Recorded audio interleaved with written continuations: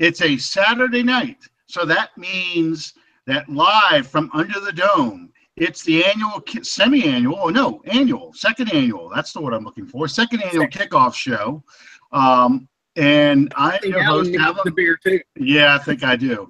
I'm your host, Alan Ulrich, with my somewhat lucid partner here, Sean Williams. How you doing tonight, Sean? Man, I have looked forward to this day for so long. First of all, and this is the first time I actually get to say this with present company actually included in it. We want to thank Productions for sponsoring our show. We want to invite you guys to subscribe to our podcast on iTunes and on YouTube, Under the Dome. And without any further ado, welcome to Life Inside the Electric Circus.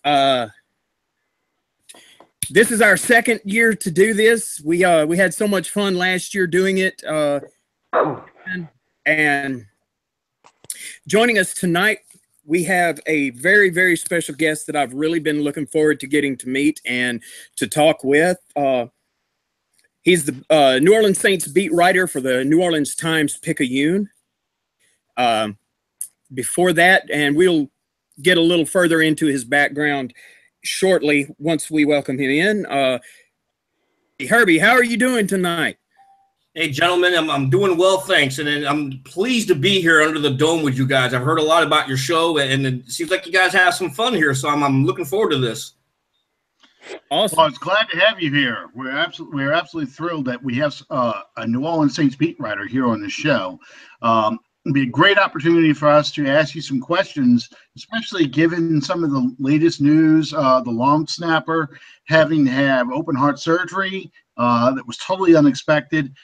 Some of the roster moves have been making lately, the mystery involving Stephon Anthony. So absolutely, welcome to the show. Glad to have you on. Hey, thank you so much for having me, guys.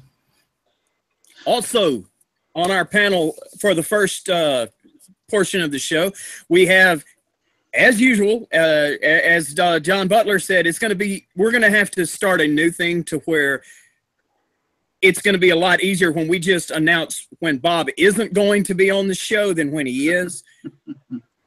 Third member of our circle of power here, if you want to call it that, Bob Rose from Canal Street Chronicles, right?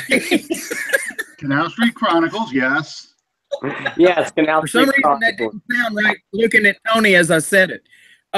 Also, from the Carolina Cat Chronicles, a member of Fan First Productions, our sponsors, very good friend of mine. If you need to know it about the Carolina Panthers, this is the man you need to talk to, the Professor, Tony Dunn. How are you tonight, Tony? There's a ton of chronicling going on tonight. Yeah, yeah. Absolutely. All right, let's jump in. I want to say this, and we strive. I'll put it that way. We strive on this show, on our Facebook page, that we do. We're about football. So much political turmoil and strife going on in the world. Not about football for us. So, yeah, we have our opinions on that, but I think that does not include nearly often enough that put themselves in harm's way, that defend this country, to take it upon themselves to stand a post and protect my right to sit here in front of this camera and talk about New Orleans Saints football. That's relevant here because our guest tonight, Herbie Teope, had a 20-year, or is it 20 exactly, or 20 plus? I know where you're going with this. Yeah, it was exactly 20 years Army active duty. And he was, and I'm sorry, Herbie, picturing your voice and the camera angle of you and John Katzenstein standing next to one another.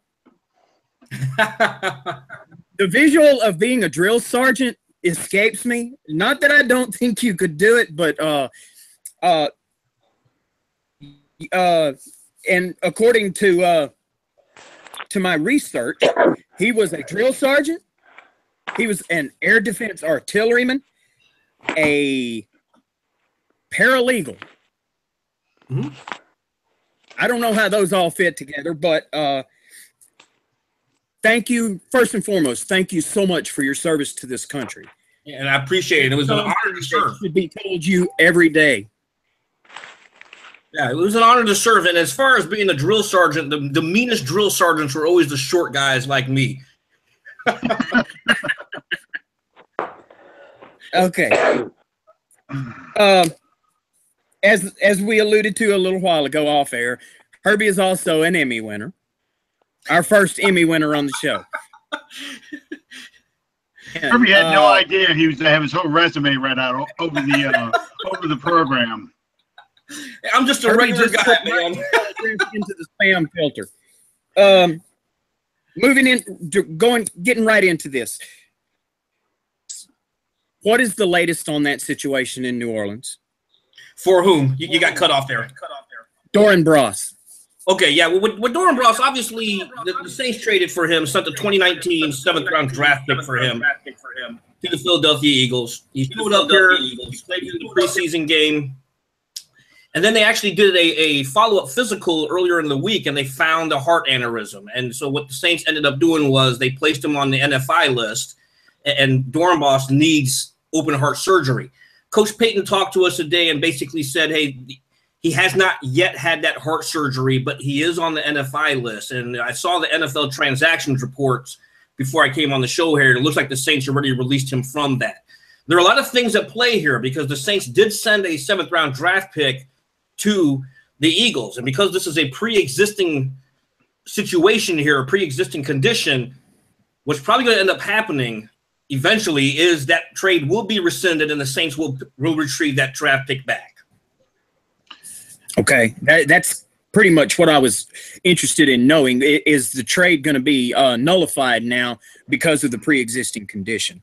Yeah, and obviously there are a lot of bigger things at play here because you want to, you definitely want to wish John Doran Bross the best because this is something that it was absolutely life-threatening if they didn't catch that. And if not for the trade, here's the crazy thing: if not for the trade, they would have never discovered that condition. So this was a blessing in a way because that they found it and now they know what they need to do. Unfortunately for the Saints, now they're on their 6th long snapper of the year, and I don't think I've ever seen that before in all my years of covering an NFL team, even from the Chiefs. I've never seen 6 long snappers since the start of the year to where the Saints are now. Right. Exactly. They signed Wood. Yep, from Zach the Cowboys. Zach Wood. Do you have any sort of read on him? Well, he addressed the media today in the locker room. Unfortunately, I had to go take the coordinator, so I was not in the locker room there. But Sean Payton did talk about him when he addressed us, and they liked the kid. We had an opportunity to talk to special teams coordinator Bradford Banta, a former long snapper himself in the NFL, and he likes the kid. So I think he's going to be in a good situation. The unfortunate thing here is the chemistry that you need between the kicker, the punter, the holder, and the long snapper. So they only have 2 days to get that down. So this is something to watch against the Minnesota Vikings on Monday night. Yeah, we saw a little bit of that in the preseason game. The one preseason game John did play in on that block kick for Will Lutz. They were going over the fact that snap was a little late and a little low, and that partially played into disrupting Lutz's rhythm and it allowed a block. So yeah, I definitely understand that. Listen, this is the second Saints player we've seen having to go in with a heart condition. Nick Fairley was the first one. Was this very similar to Fairley's issue where they did the physical, they found something, and they brought him in for a follow-up? Or is Fairley completely different? Because I know he had a pre-existing condition. Yeah, Fairley's condition is completely different because remember they discovered his enlarged heart at the NFL scouting combine when he came into the draft. So they've always been aware of his situation, but he's always been given the green light. He's healthy enough to play until just recently when he had to go through a more battery of tests. With John Dornbos, we're talking about a player who was entering his 15th or 16th professional season, and they just discovered it. So it's two completely different things. Well, if you read the Twitterverse, though, it's like the Saints are leading the league in players with heart conditions. So that's and you have a lot of people who are questioning, I guess, the Saints doctors and the trainers not picking this up sooner or picking it up before they sign Fairley to that contract extension. And as I keep reminding people, the Saints team doctors are not cardiologists. They're not hired to detect heart problems and diagnose heart problems. They do basic physicals in that regard. So I'm just curious, what was the timeline, I guess, for Fairley's condition then? Do you know? Has Peyton talked much about that? No, because they can't really get too much into it because of HIPAA laws. And so when you have the HIPAA laws there, and if the patient himself is not granting others authorization to discuss or give the details of his specific condition, you're not going to get that information. So whenever we ask Sean Payton or even Mickey Loomis during the summer months, is there a chance for Nick Fairley to eventually play again? You know, they often deflect that question because they can't get into specifics. Okay. Totally understand. One other injured player, Stephon Anthony. First off, what injury does he have? And is there any kind of timeline for him to come back? Because we're hearing rumors everywhere from a high ankle sprain to a broken ankle to, people speculate concussion related. Do you have any idea what the injury is and what kind of timeline are we looking at before he can come back? Well, we're looking at an ankle injury, okay? And here's the deal. It's good news that he was actually on the practice field for the past 3 days. He's participating in the stretching and conditioning portion, and he actually participates in individual drills. Now, with the media, they usually kick us out of there once they go through stretching, conditioning, and individual drills. But what you see there with the limited tag in the injury report is he's able to participate in some portions of practice. The fact that he is out there in pads and going through those early portions of practice is a good sign that he probably will come back sooner than later.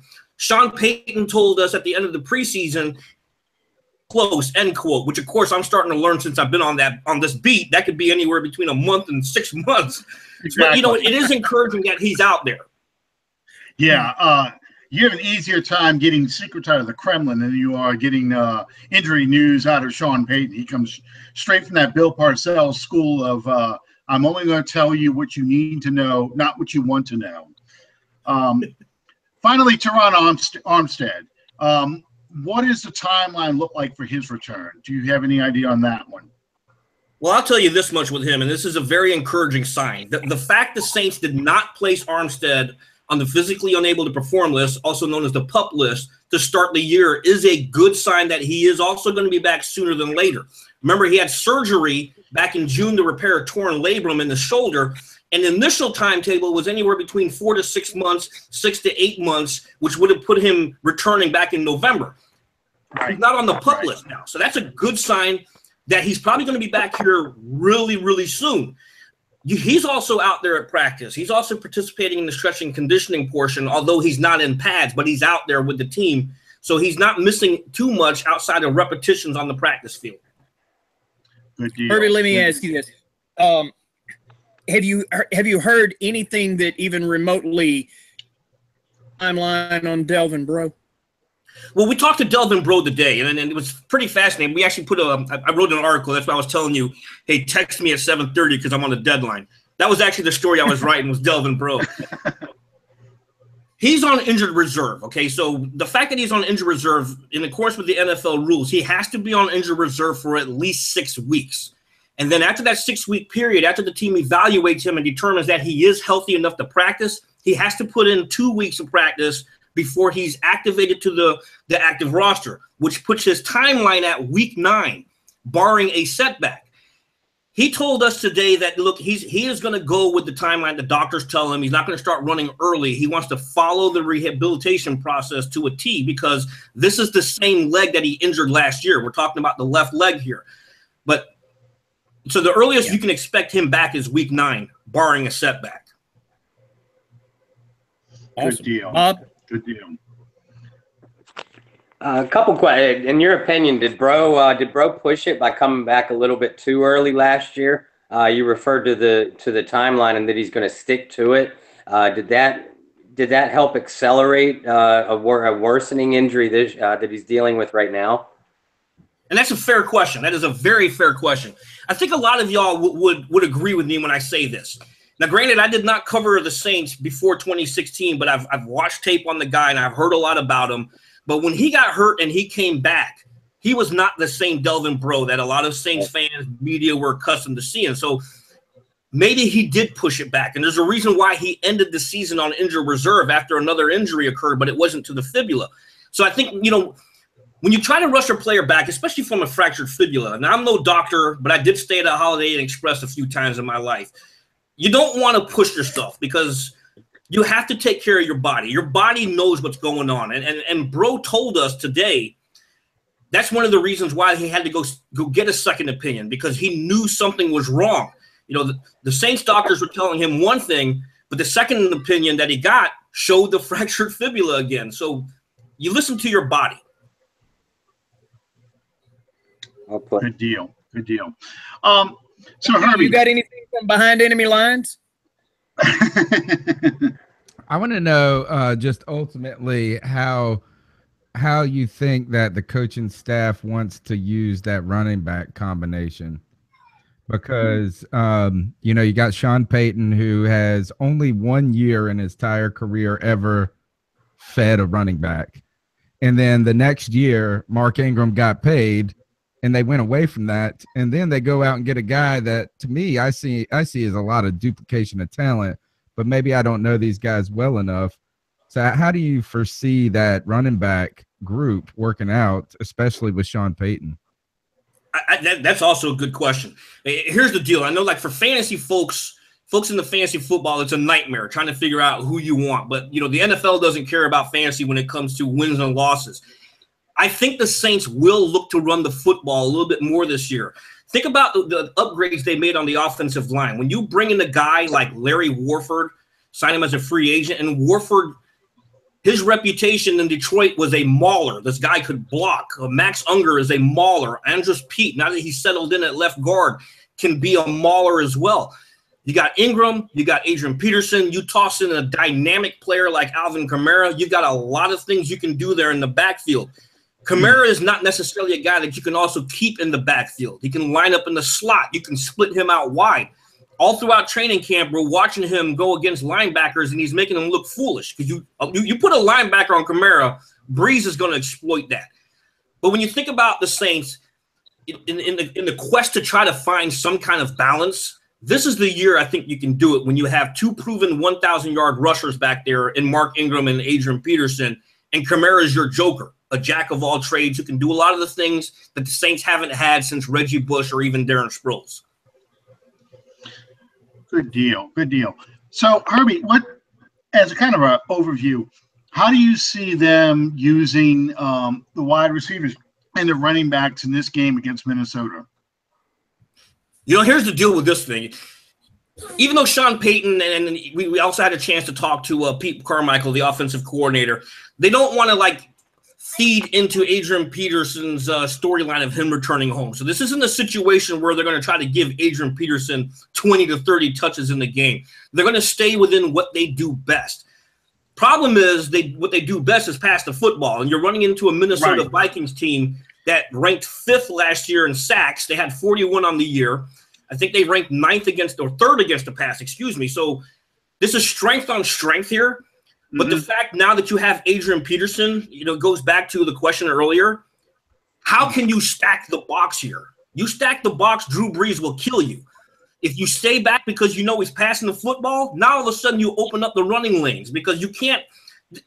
The Saints' offense this year is going to be very difficult to defend, in my opinion, because they just have way too many moving pieces even without Willie Snead. You know, Tommy Lee Lewis had a very, very strong training camp and preseason. So if you want to attack the Minnesota Vikings, I think you just go right at their strength because you have the strength to do it. Okay. I have a question on that specifically. Okay, go ahead, Tony. Because Okay, I'm coming after this from a fantasy football perspective. Will Sean Payton, though, feed Adrian Peterson on the goal line against his old team? I mean, I feel like that's something you would do if that event arose, just because AP, everybody's been critical about him from Minnesota and downward. Could you see Sean Payton not adjusting the game plan, but at least in this one game making him the goal line back? And that's, you know, I'd probably say that would probably be the thing to do, but I also wouldn't be surprised at all if John Kuhn scored. Think about the game last year in San Diego. Kuhn had what, two, 3 touchdowns. I was like, where is this coming from? I think what Sean Payton will do is just play within the game plan. But if the situation came up where you can get Adrian Peterson an easy touchdown, why not? You know, he's returning home. He meant so much to that team. He's their all-time leading rusher, and they decided to let him go. Why not rub it in their face? Hey, I'm still Adrian Peterson. But I'm not the coach. Okay, I agree with you. I would do it. Tony, I can guarantee. I like your idea, though. Tony, I can almost guarantee you Peterson would get at least 1 TD in this game. I can almost guarantee that. Absolutely. Herbie, let me ask you this. You alluded to, a moment ago to Willie Snead. Mm-hmm. What do you see as being the contingency plan here for the 3-game suspension that Snead has to serve? Have you heard anything as to what they're looking at, maybe bringing Coleman in or excuse me, moving Coleman up in the pecking order, so to speak? Could you speak on that just a little bit? Yeah, the beauty of the Saints wide receiver core is going to go back to Alvin Kamara. Kamara is a guy you can line up in the slot. Coleman, yes, Coleman receives a bump. Tommy Lee Lewis receives a bump. I cannot see Austin Carr being active in week 1 when you consider that he was claimed off waivers right after Labor Day weekend. But the 4 wide receivers who will probably be up will be Ted Ginn Jr., Michael Thomas, Brandon Coleman, and Tommy Lee Lewis. But you don't necessarily have to overreach to find someone out of the last 2 wide receivers to play the slot when you got a guy like Kamara who can line up there. Remember in training camp, they were moving Kamara all over the place. So this is a guy, if you need a slot receiver in a pinch and have Adrian Peterson and Mark Ingram in the backfield at the same time, guys, this is going to be fun to watch Monday night. I'm really looking forward to seeing what kind of offensive packages they roll out there. Okay, well then I'm going to have to ask the elephant in the room. How do you see the defense playing now? Because you talk about the offense, the Saints offense playing against the Vikings' strengths. How do you see the Saints defense matching up with the Vikings? Well, I think if you look at what they did in preseason, and yes, I know it's preseason, so it's kind of hard to hang your hat on preseason all the time, but you can take some encouragement from that. I think the fact that even in training camp and some of the stuff that we saw with joint practices, the fact that they are flying to the football, they are aggressive, the fact that they're now able to apply pressure on the opposing quarterback. Granted, they didn't play Phillip Rivers. They didn't play as team starting quarterbacks. But this defense, when you look at what they did and what they can become, it is certainly an improvement from the last few years where the defense has ranked at or near the bottom of the league in numerous defensive statistical categories. With the Vikings, I think of their offense kind of like a stopgap. They're not necessarily going to scare people.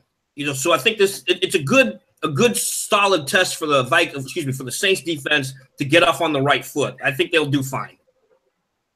Good deal. Yeah, we got 2 ex-Panthers on that team. We have Ted Ginn Jr., and we also have A.J. Klein. And Klein has actually been playing more of the strong side than he will middle linebacker, which ostensibly we all thought he was being signed to play that position. I think it's going to be an interesting matchup. And I agree with you. What we saw in preseason, when they threw the dump-off passes for 4 or 5 yards, the Saints defense was there and stopped them at 4 and 5 yards. In previous years, we were giving up a lot of yards after the catch. So a 4 or 5 yard pass would turn to an 8 and 10 yard pass to give them the first down. So that trend continues. I think we will have a much improved defense. And if I can add one more thing to that, because I actually Sure. wrote about this the other day. I had a chance to talk to Sterling Moore, Von Bell, and also Kenny Vaccaro, and just discussing specifically the pass defense. And I love the quote Von Bell said. Von Bell basically said, we are taking the mentality where enough is enough. They know that the pass defense over the years has held the team back. And so what the message was, we're now attempting to become a better group. One of the things I also like throughout training camp is they want to incorporate more press man scheme. And I think you need to do that in today's NFL. You have to bump those wide receivers off the line of scrimmage and disrupt their routes. So I think you're going to see something. And the fact that they're also in the second year in Dennis Allen's scheme. But, they are relatively healthy this year. So and you got a guy like Marshawn Lattimore. So there's only one way to go, and that's up. Well, yeah, and you mentioned an important cog to that offense. You mentioned Marshawn Lattimore. This team is going to rely on at least 5, if not all 6 draft picks this year to not only, make a play, but contribute heavily. Whether it's Marshawn Lattimore, Marcus Williams, we even saw the 6th-round pick. You mentioned Kamara before, but the 6th-round pick, Muhammad, was like the Saints' Mr. August.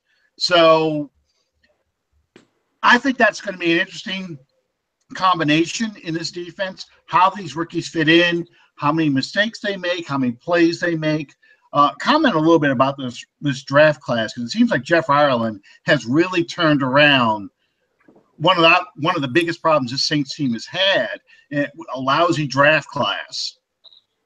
And you also – Alex Anzalone, don't forget about that guy, the linebacker. We're talking about a rookie linebacker who's now all of a sudden the number 2 guy at the weak side linebacker position, and in certain packages will actually be out on the field with the ones. You have to be excited about this draft class because you're absolutely correct. They are going to see the field a lot this year. Ryan Ramczyk, 32nd round pick overall, first round for the Saints there. He's going to start off at left tackle while Teron Armstead recovers. Marshawn Lattimore is going to see a lot of playing time. Marcus Williams, I love that guy. This guy, Marcus Williams, is a playmaker back there. He's always seems to be where the ball is, and he's flying to it. He's that free safety that Jarris Byrd should have been. This is a guy that the Saints absolutely love. Al-Qadim Muhammad, the 6th-round draft pick, he had a sack in every single preseason game. You can't beat that. Trey Hendrickson's going to be involved with the defensive line rotation, so all your draft picks are going to be playing this year. Good deal. Good deal. I've done interviews and so on and so forth over the past couple of weeks talking about this, and talk about the defense. Everybody is really quick to jump up and say, no, it's preseason. This is the same Saints. Yeah, it's the preseason, but I believe that in the preseason, you're testing things, you're looking at limits, you're evaluating talent, but more than anything else, you are setting the tone for where the direction that you're wanting to go once the season starts. And I think that this year, more than any year in recent memory for the New Orleans Saints, that has been paramount for this defense. Yeah, you have to be encouraged by what you saw because you know what you had the last few seasons. So when you see what they've been doing throughout August in training camp and in preseason and in joint practices, you have to be encouraged.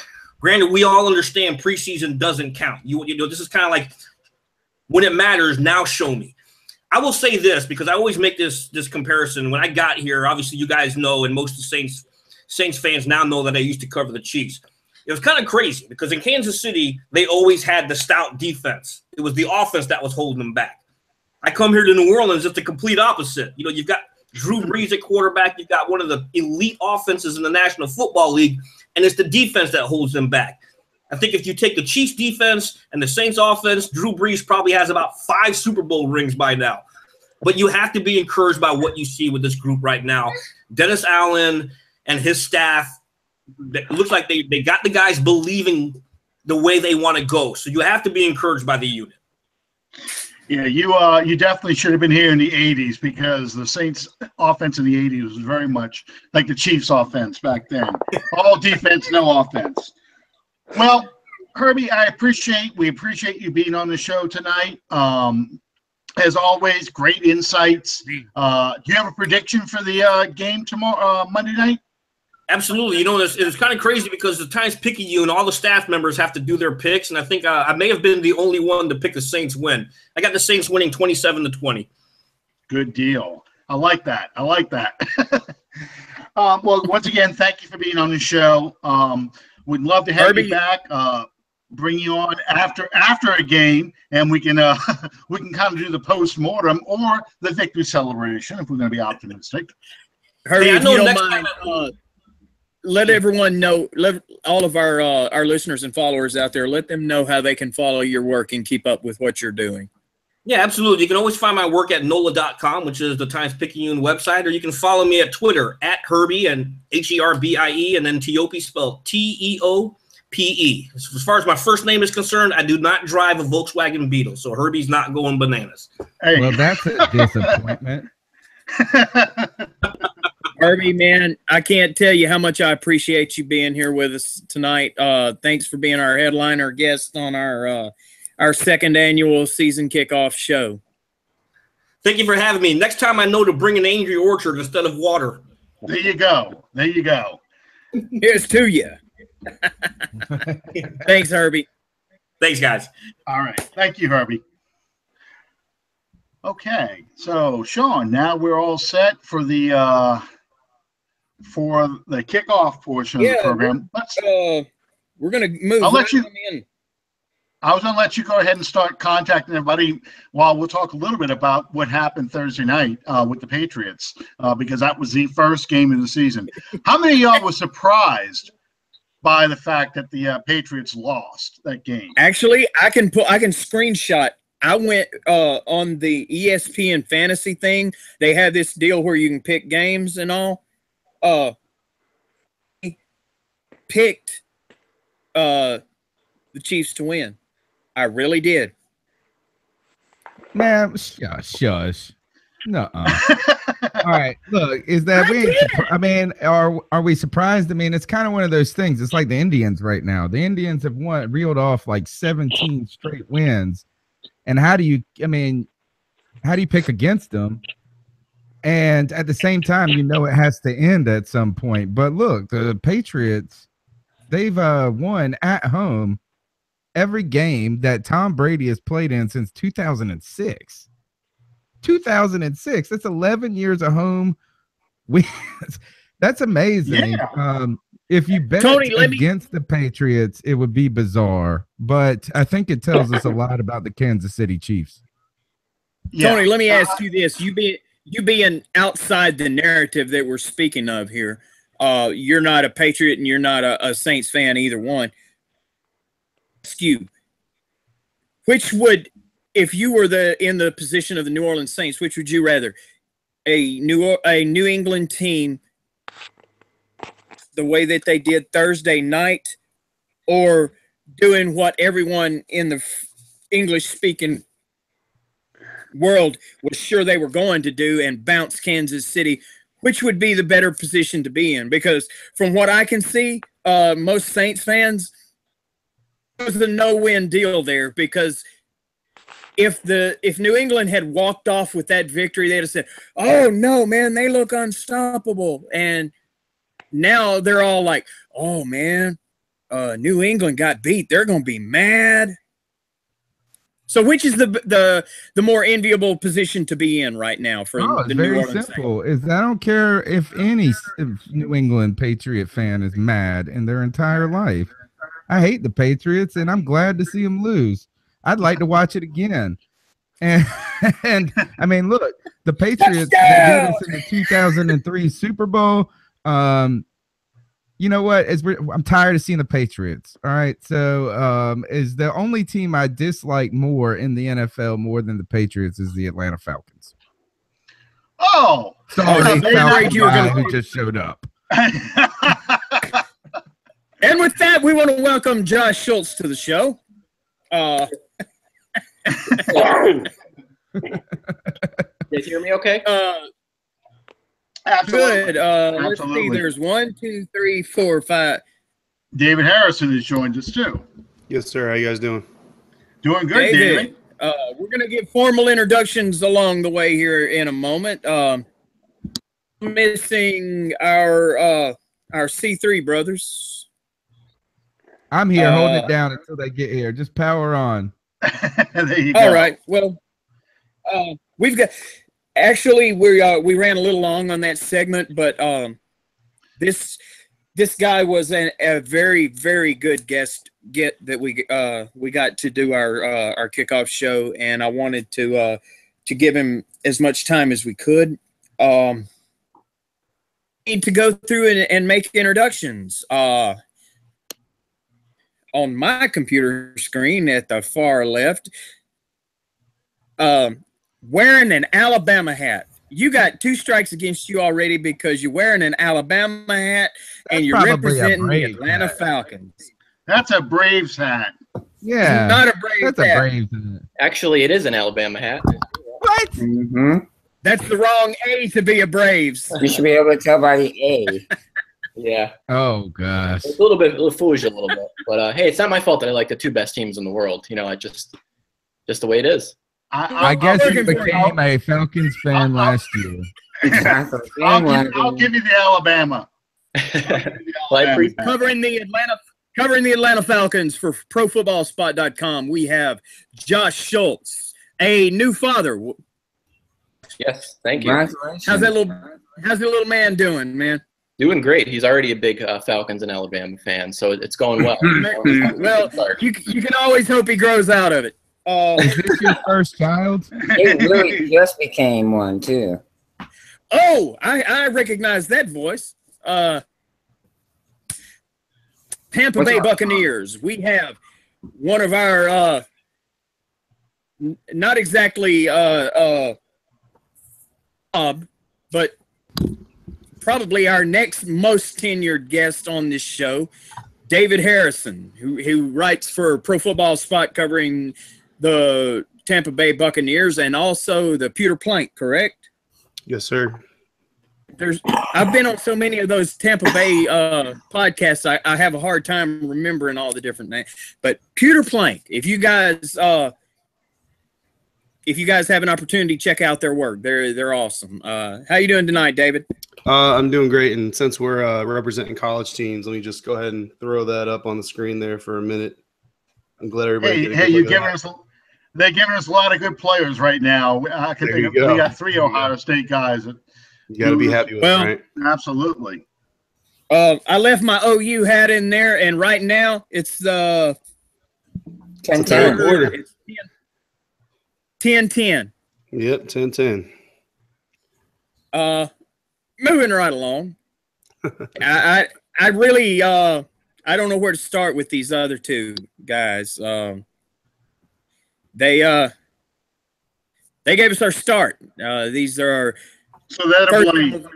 some of my closest friends. We taught you how to use YouTube. We're the ones to blame for this. That's it. All right. My name's Tony Dunn, and I'm from Carolina Cat Chronicles, and I'm here with my bud, Joe Riollano. That is me. I'm the one that's saving you all by not having my face up here. I've got a face made for radio. So that's why I have Cam Newton's picture up there, so you can look at the 2017 NFL MVP. Oh God! How much worse can you be than Cam Newton? Yes, sir. Yes, sir. Oh no. So much for joining us. As a note, I want to say real quick before we go any further, hearts and prayers and thoughts go out to all of those people. Our panel of guests included are being affected not only by Hurricane Harvey that has come and gone and left all that destruction, but also Hurricane Irma that is just now rearing its ugly head in Florida and up the East Coast. I know that there are guys on our panel here tonight that are going to be affected by this. We want to let everyone know you can go to 1-800-RED Cross, make a contribution to hurricane relief, and we strongly urge all those that are able to do so to do. And to all you guys that are in the path of this storm, you guys please stay safe.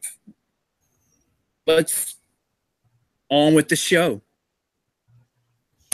All right. Well, David's got a unexpected bye week this week because of the storm. Time. One more thing. Okay. That was my transition, man. I know, man.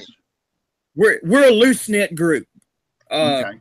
We had one more guest that was scheduled to be here tonight, and due to this storm and circumstances beyond their control, absolutely, Gene is not going to be able to join us tonight, or maybe he might join us a little bit later. Everything we're remembering Gene in our thoughts and our prayers, and praying for the best for he and his family. Yeah, and David is up in New York. Am I correct, David? You're in New York area? Yes. Yeah. I'm about as far as you can get away from it right now. Right, exactly. Whereas Gene from Buck, what you heard, is actually in Tampa. I believe he has a son. No. Gene is actually in Arizona. Yes, that's right. That's right. But he has a son that's in Tampa, correct? Yes, his son. Okay. His son is in Tampa. Right. Okay. All right. Good deal. And he's dealing with that right now. Absolutely. But hey, we got the man's back. He's a member of our family here, and well, let's start off, like we say, going around the horn a little bit. We'll kind of get a thumbnail sketch from each of you guys about your respective teams and how do you think you're going to do this year. And we're going to start off with the Tampa Bay Buccaneers because they have that unexpected bye, so now they're going to have to go back to, I believe it's been since 2000 or 2001 was the last time that the NFL did not have a bye week, and they're going to be playing 16 weeks straight now. So, David, give us a kind of a thumbnail review of the Tampa Bay Buccaneers and what to look forward to. What are your concerns about the team this year? Because it seems to be that's like everyone's favorite pick right now to kind of take that next step and go to the playoffs for the first time since 2008. Yeah, there's a lot of hype surrounding the Buccaneers this year, and I think it's well deserved. They've added a lot of good pieces to the team. And, if they can all gel the way that we all hope they will, then the team should definitely take a step forward. Now, whether or not that will lead to a playoff berth is still to be determined, and whether or not they can take the NFC South title from the Falcons or the Saints or the Panthers, for that matter, is still obviously to be seen. And with the bye week coming in week 1 now because of Hurricane Irma, 16 straight regular season games without a break is not desirable. I don't think any NFL player is going to stand up and raise their hand and volunteer for that schedule. But just like Jameis Winston said when he was asked about it by the local media, they get paid to play football, and that's what they're going to do. And at the end of the day, the safety of the players, the family members, the staff, their family members, was more important to the franchise than playing a football game and getting a bye week in November instead of September. And I think the Dolphins, I don't know a lot of Dolphins media, but I'm pretty sure they probably echoed the same sentiment. So, at the end of the day, that's what it is, and that's what it's going to be. And the team's just got to go out there and execute. It's not an excuse. Nobody's going to give them a break. Nobody's going to lay down and say, okay, we'll give you a win since you didn't get a bye week. It's the NFL, and they're going to go out there and you're going to earn every inch, every yard, every touchdown, every win. So it is what it is. Sorry, okay. To send that to you. Let me ask you this. This storm right now is projected to cross over Tampa with the eye basically either just brushing the coast or staying over the water. So you're not only going to be on the wet side of the storm, but you probably get a lot of wind too. What kind of contingency plans, I know you really can't answer this, but what kind of contingency plans do you suspect could happen, say Tampa Stadium is damaged where they can't play games. Yeah, there's some questions on that. And there was actually some Twitter traffic on that a little bit earlier today. The storm has kind of shifted. Earlier in the week and last week, the focus was really on Miami and kind of how is the city of Miami going to be able to withstand everything with some of the issues they've already had this year. But now it's really kind of the dialogue has kind of shifted to Tampa.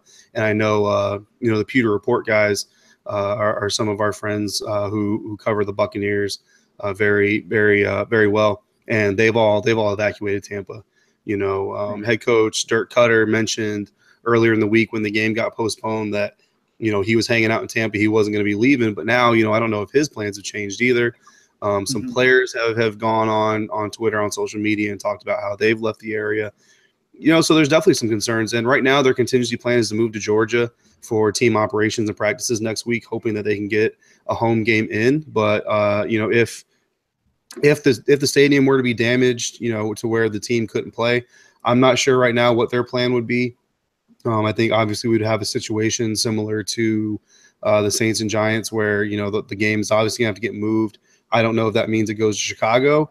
I don't know. I don't know if the Falcons are at home week 2 or not. Maybe they play in Atlanta. I don't, as of right now, I don't know if anybody has really thought that far ahead. But we should know in the next 48 hours or so, I would think, whether or not Raymond James Stadium is going to be able to host a home game in a little over a week. Yeah, because it's supposed to play the Bears on the 17th. I'm looking at the schedule right now, and I'll be honest with you.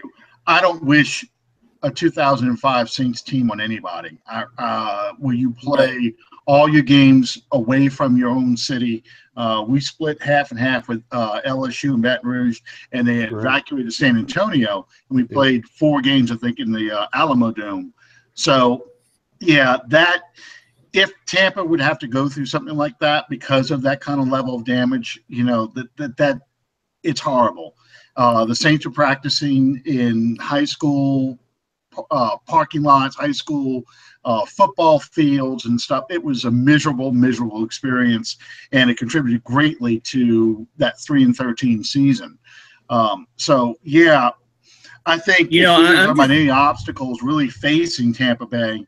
And it sounds silly because of the amount of destruction we're probably looking at in the state of Florida. But, you have a team that looks like it's on paper very promising to take that next step. But, whether or not this hurricane really impacts the fortunes of the franchise remains to be seen. And I hope and I pray that it doesn't happen to you guys. I'm sitting here looking at everything and looking at these icons across the bottom of my screen, and I'm just now realizing that the New Orleans Saints may, as far as Irma goes, team in the division that is not affected by this hurricane. That's true. That is true. Because Atlanta could be looking at this because of the if Tampa's located in that area, they have to relocate in that area. Carolina, of course, if the storm does manage to turn back eastward, could be affected by it. So, but right now I'm seeing more. I was looking at the plots earlier. I'm looking at it more going into Tennessee and the Chattanooga, Memphis area. So, but all remains to be seen. I'm curious, Tony and Joey, what has Carolina done to address the defense in this offseason? Joe, you take it. Well, they did a few things. They brought in Julius Peppers. They re-signed Mario Addison, who was the team leader in sacks last season. They brought in some secondary help. Mike Adams. In the form of Mike Adams. Who is moving to strong safety that will allow Kirk Coleman to move back to free safety, which is more of a natural position for him.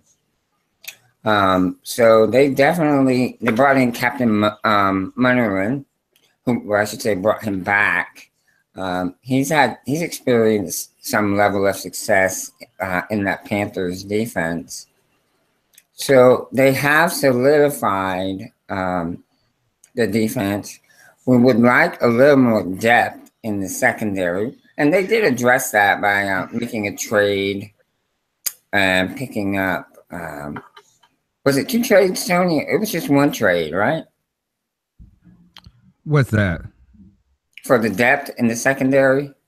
Oh yeah, we went after it was 2. We went one waiver wire pickup, I think, and one was a trade. Trade with Buffalo for a guy that nobody's gonna know, including me, as well as someone else from Cincinnati that no one knows as well. Our secondary is thin. Yeah. It's thin to win, and that is that we need it to work the way it is. But it's never been our strength. Our players have gotten older, a year older. So what we had last year that got torched early in the year is gotten a year older. But we also added Captain Munnerlyn to play the nickel position.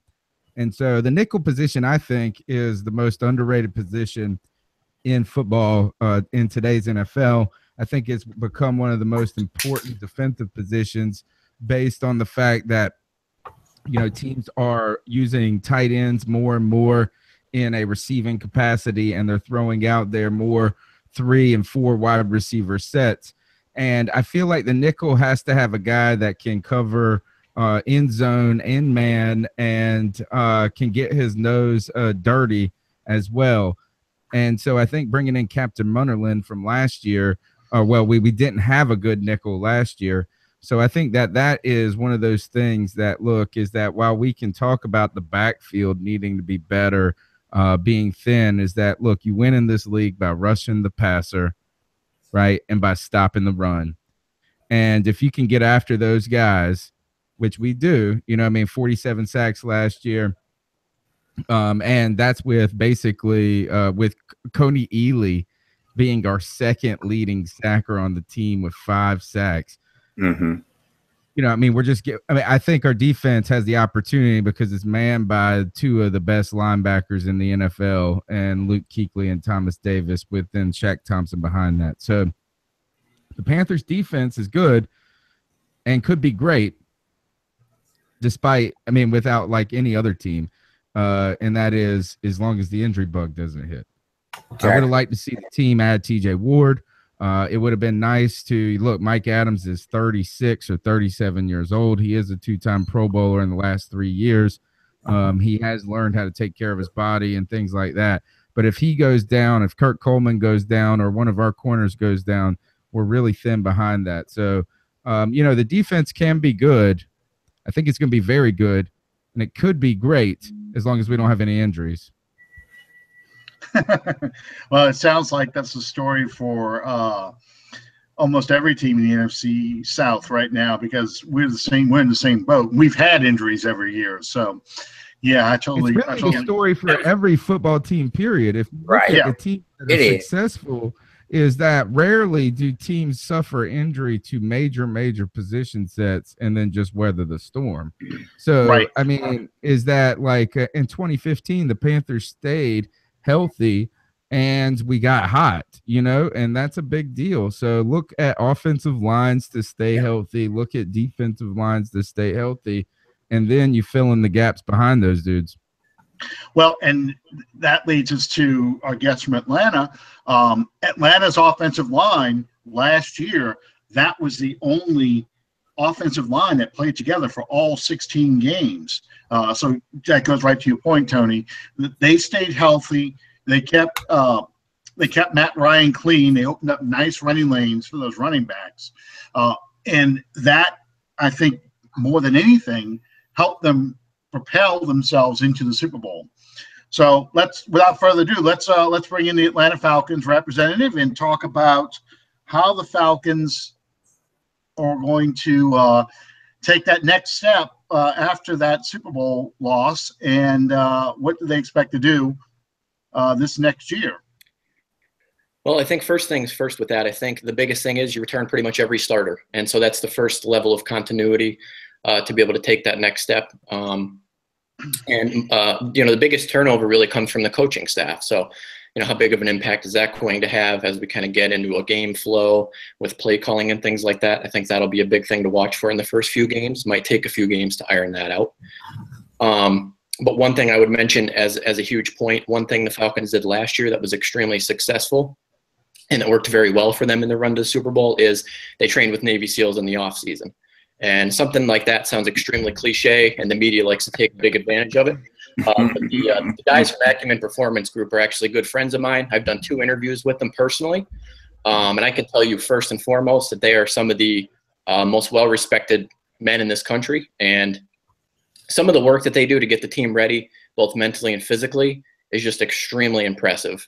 And so talking to them in depth over the past couple months has been really interesting.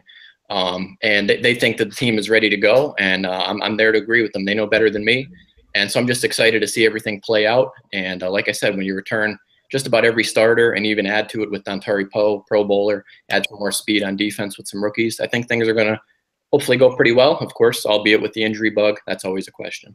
How do you top training with Navy SEAL specialists?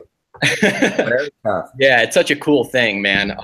Really cool guys. And you know, it's really a good parallel, right? Because if you think about it, these are guys in war and in battle that have been through, you know, absolute hell and have been in situations that you can only dream of. And so for them to be able to take that and kind of teach these teams and these coaches on how to take their play to the next level, both mentally and physically, and how you kind of build a bond as a team and a brotherhood, is really just an awesome and fascinating thing to watch. And it's the reason last season was my favorite season by far as a Falcons fan, regardless of the Super Bowl. It doesn't even matter. Just such a cool thing to watch the whole team come together around that whole brotherhood concept. Well, I know Sean is trumping a bit on this one here, but let me ask you before he does. How did you take that Super Bowl? For me, it was interesting, right? And you guys mentioned that my son was born. So he was actually born 3 days before. And so it was really cool because we came home to the Super Bowl. And so it was this really exciting thing where, you know, it was our first day home with him and just having him there and watching the game. Honestly, and I'm, you know, you might not believe me, it didn't matter. It was just awesome to have him there to watch it. And I never thought that I would see the Falcons play in a Super Bowl, and I mean never. And so to even just get there was awesome. Of course, you'd rather win, obviously. You know, that anybody would agree with that. But just to even be there was just something I never thought I'd see, especially on the day that I had my first child come home from. You didn't see them in their other Super Bowl appearance? I did not. I was not really an NFL fan at that point. So I was only about. How long ago was that? That was in '98. Come on. Yeah. I was only 7. So I was kind of like just a little young. I would like to point out that Panthers backup defensive end Wes Horton, his father was Gemini on American Gladiators. There you go. So right there. I see your Navy SEALs, and I raised you American Gladiators. That'd be a hell of a battle. He's talking about Atlanta Falcons Super Bowl appearances. I remember when the Atlanta Falcons were founded. Look at that. Wow. You're old. Yeah. Well, now let me. That's Josh's comments are kind of an interesting segue into actually what I had listed as the first question to this panel. What do you guys think? Isn't it about time mainstream media got hip to the fact that I don't know, kind of relevant now? I mean, we've represented in the past 2 consecutive Super Bowls, regardless of results. We've put 2 teams there in the last 2 years, and we're always oh well. About that, there's nothing else to write about. We're always old hat and old news. The rest of the country and mainstream media realize that this is one of the most football. Yeah, it's definitely the best division in the NFL, in my opinion. And I mean, look, even quarterback-wise as well. So I think quarterbacks top to bottom in the division, right? I mean, you've got a Hall of Famer in Drew Brees. You've got MVPs in Cam Newton and Matt Ryan. And you've got an up-and-coming potential MVP superstar in Jameis Winston. There is no other division that comes close to that. So. I think it's the best division in the NFL. Absolutely. Absolutely. Go ahead. Take over, Alan. Sean's bouncing out and coming back in since his audio. Yeah, was I see that. Okay. Yeah, I'm looking at some stuff going on here right now. Okay, so let's talk about some of the rookies that have been brought in. David, talk about some of the Tampa rookies and how you think any of them are going to impact this upcoming season for Tampa Bay. The rookies are really interesting, but I don't think that the Buccaneers are going to have any rookies that really stand out on the stat sheet on the highlight reel as much as maybe some of the other teams in the division, especially like with Carolina with Christian McCaffrey. But OJ Howard's going to get his snaps. He's going to get in there on some two tight end sets. Excuse me. I'd expect him to split out a little bit, play in line, play off line. Chris Godwin's a guy that we have a lot of excitement around with Buccaneers fans, but he didn't get too involved in the preseason. He got involved enough to show that he's definitely got the ability to play in the NFL. But as far as his involvement when the regular season comes, the Bucs don't run a lot of four wide sets. I have a little bit of a kind of a prediction myself where I think we're going to see the Buccaneers line up every once in a while with Mike Evans, Chris Godwin on the outside, and Deshaun Jackson actually lined up in the slot. Beyond that, I think Kendall Beckwith is probably going to be the most impactful rookie playing that weak side linebacker, the strong side linebacker position for the Buccaneers alongside Quan Alexander and Levante David. And there's a lot of excitement to see what he can do with those guys on the field because where the defense is concerned, it really seems like the linebacking group is really the strength of the team. So as far as rookies are concerned, that's really all we've got. Stevie T, I always butcher his name. I'm not even going to try, honestly, out of respect. Unfortunately, he's hurt. So, he was having a really strong preseason at defensive tackle for them, 6th-round draft pick, but unfortunately he got injured, and we're probably not going to see him this year. Jeremy McNichols, if you watch Hard Knocks, you saw how that whole thing went. Snoop Dogg's protege didn't really pan out, and, kind of right. He went to the Niners. Yeah, he's with the Niners now, Joe. And honestly, with the way he left and the attitude he kind of had, good riddance. I agree. It's a man's business. We don't got time for kids games, and the way he reacted was definitely the way I would expect a less than mature adult to behave. So it is what it is. Justin Evans, the safety out of Texas A&M. He's a hammer dropper. He's a big hit type of guy. Didn't make a whole lot of plays in the preseason, but a guy who plays as fast as he does, the NFL game is even faster than he's used to in college, so it's not really a big surprise. I think TJ Ward's presence is really going to help him mature and get better, and if Ward doesn't come back in 2018, then I think just having him here for the year will help Justin Evans, take advantage of that and become the starter next year. But I have a feeling that if the Bucs can make the playoffs, I think they'll definitely make the moves they need to bring TJ Ward back next year. You hear that name, Joe? I do. Sorry about that, guys. No, it doesn't bother me at all. Tony is the one who was clinically depressed over it. I'm going to get more beer right now because I saw that. He was almost medically depressed. That vein that was popping on Periscope. I'm kind of surprised because I would have picked OJ Howard as being the rookie to watch for the Tampa Bay this year because tight ends are generally a quarterback's best friend, especially a young quarterback like Jameis Winston. You would think having that guy there as your safety valve, your dump-off guy, maybe your first down, conversion guy. I would expect to see Howard kind of move into that starting role, but it sounds like he's going to be brought along slowly now, and they're really going to rely on the defensive rookies more than the offensive ones. Yeah, I mean that's really kind of seems to be the case. I mean, he's definitely a talented guy, and he's going to get on the field. It's really going to be up to the defense, to be honest with you. I mean, the Buccaneers really have so many offensive weapons. That's why there's such a focus this year on Jameis Winston just playing smarter because in the past couple of seasons, getting over 4,000 yards has really been pure sheer determination by Jameis Winston and Mike Evans because there just hasn't been an arsenal of weapons for Jameis to work with, and there haven't been teammates to take attention away from Evans. Adam Humphries did the best he could, but outside of them, there just really hasn't been another outlet out there other than maybe Cam Brate. And while Cam Brate was a great tight end last year, he still came in. He's the 5th ranked tight end in the NFL when it all came down to it, which is amazing. Which is why he's the starter this year, and that's why OJ.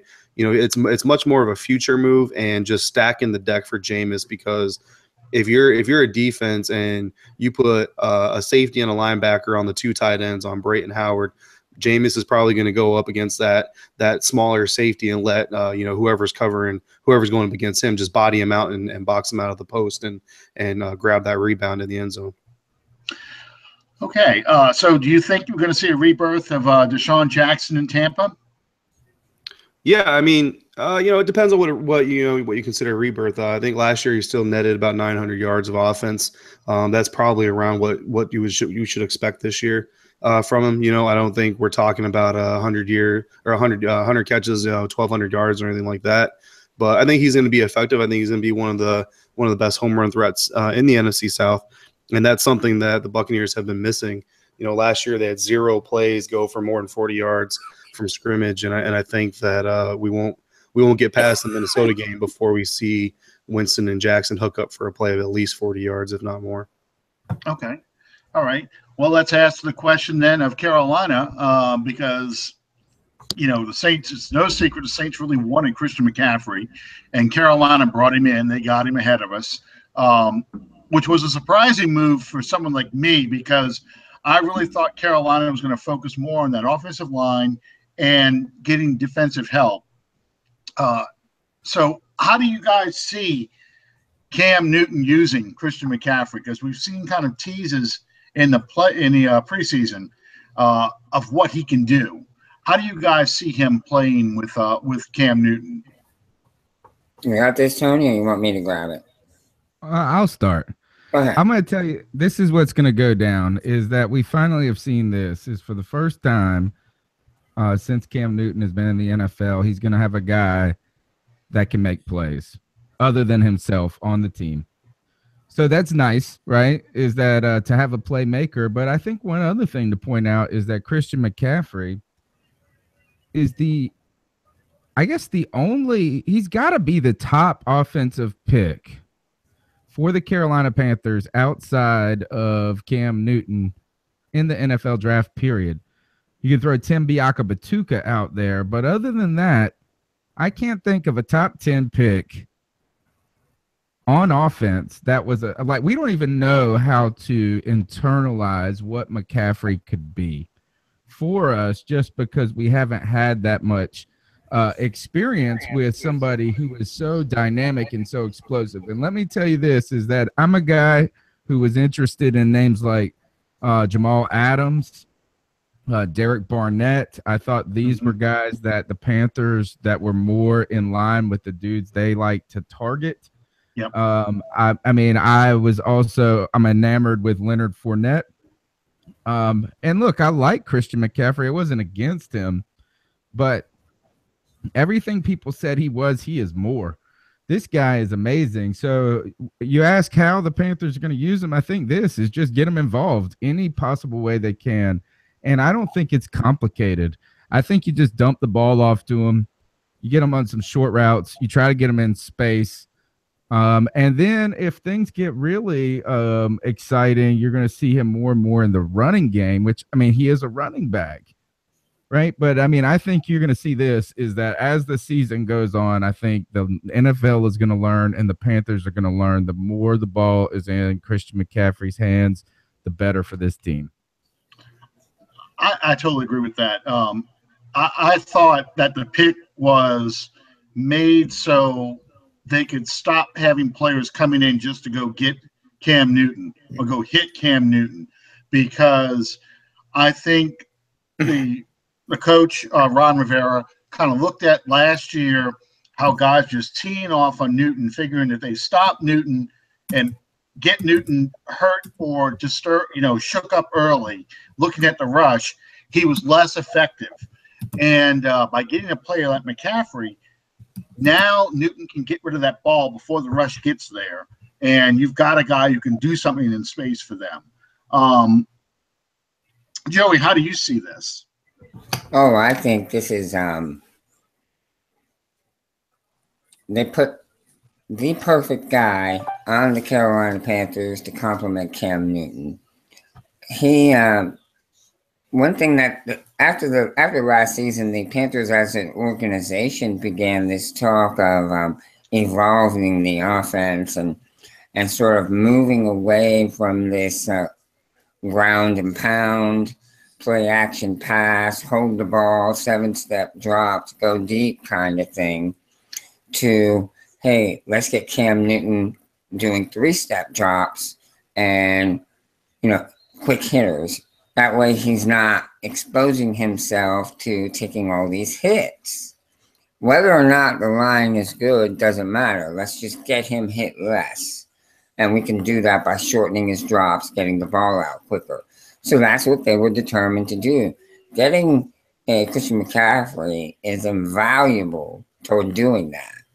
And, you know, a lot of times organizations will talk, but then when it comes to putting, you know, where the rubber hits the road, it doesn't happen.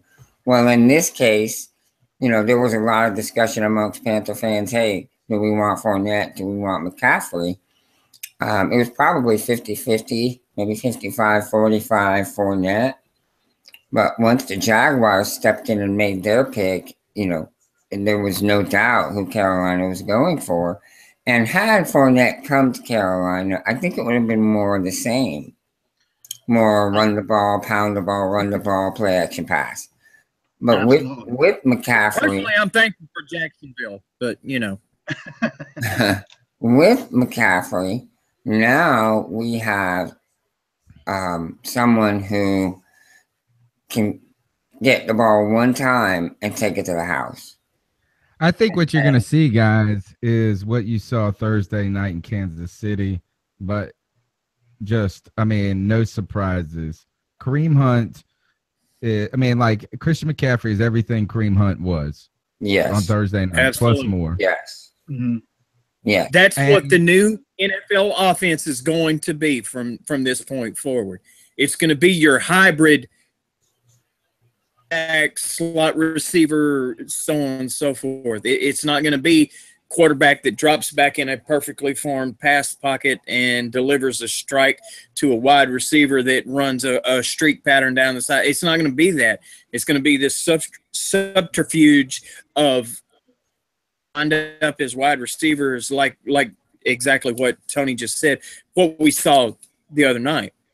Well, I think, too, what Alan was saying earlier is that everybody knew what you could do against the Panthers, and that is try to tee off because we had slow receivers.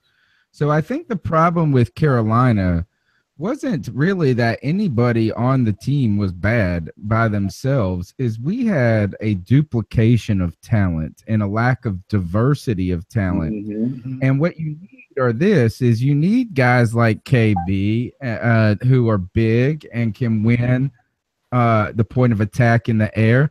You need guys that are dangerous in space. You need to be able to throw 3 receivers out there that have different skill sets. And I think like what to kind of parrot what Sean was saying is that you can't just say anymore that this is what a running back is. This is what a wide receiver is in the NFL. You have to just start looking for players and finding ways to use those players.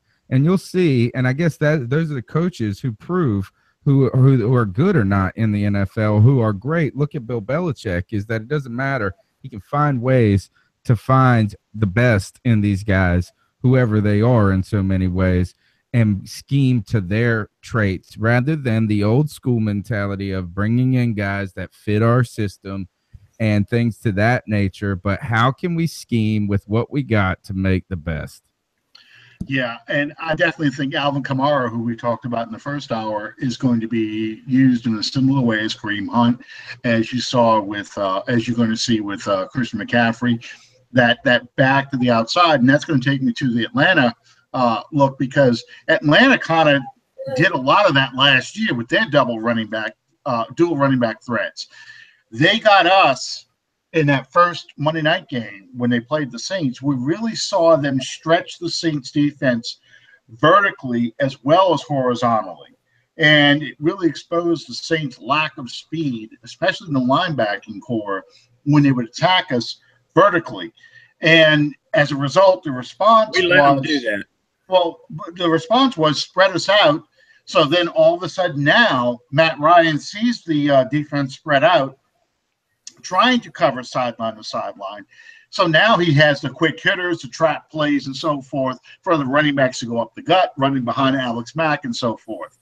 So let me ask you this: with that loaded offensive talent that they've got on the Falcons, and with the defense, what rookies do you see having an impact on the team this year? Well, it's interesting. We're talking about speedy running backs and playmakers, and the Falcons first and foremost draft speed. And so I think the guy to look out for this year was the guy they picked in the 3rd round from your backyard in LSU, and that's Duke Riley, fast, athletic linebacker who can run downhill and hit. I think what Dan Quinn really looks for is something like that for a lot of reasons. You need those guys, as we're talking about, to cover tight ends that are athletic and big and fast, running backs out of the backfield that are quick and shifty. You need Duke Riley, you need Deion Jones, you need Devondre Campbell. The Falcons have 3 of them, thankfully. So I think it's going to be really interesting to watch how the Falcons linebackers match up with some of the new players in the NFC South, like Adrian Peterson, like Christian McCaffrey, and things like that. So it's going to be real interesting to watch. I think Duke Riley is going to be a guy to keep an eye on. Tack McKinley, their 1st-round pick, is going to play a lot as a pass rusher, mostly in the nickel package. So nothing too much to expect there as a surprise. I mean, hopefully we get a few sacks from him, but still kind of leaning on Vic Beasley as the main sack artist there. Kind of a sleeper draft pick is DeMonte KZ, defensive back from a small school. He had a really good camp, really good preseason before he kind of hurt his ankle a couple weeks back. So I think he's probably going to get some time at some point in a nickel defense, or when we have, 5, 6 defensive backs out on the field. So good coverage guy in college. So I think we might see a little bit of him as well. How about your 1st-round draft pick? How do you see him playing into the defensive line? Yeah, I know the Saints were interested in him. Yeah, he looked great. He had that shoulder injury coming out of UCLA. It took him a little while to get on the field, so a little bit late developing in that sense. But he looked great in the preseason. Really fast off the snap. Does a good job of using his hands and his upper body strength to get to the quarterback. So I think he's going to be a guy that slowly comes along. He might have a better second half of the year than a first half, just as he kind of learns the defense and get some more reps in there and some more experience against NFL offensive tackles, which is obviously a whole different world. But the Falcons are going to rotate a ton on the defensive line. They have a ridiculous amount of depth on the defensive line where they can rotate in 5, 6, 7 guys to pass rush. So it's going to be really cool to watch that this year. Good deal.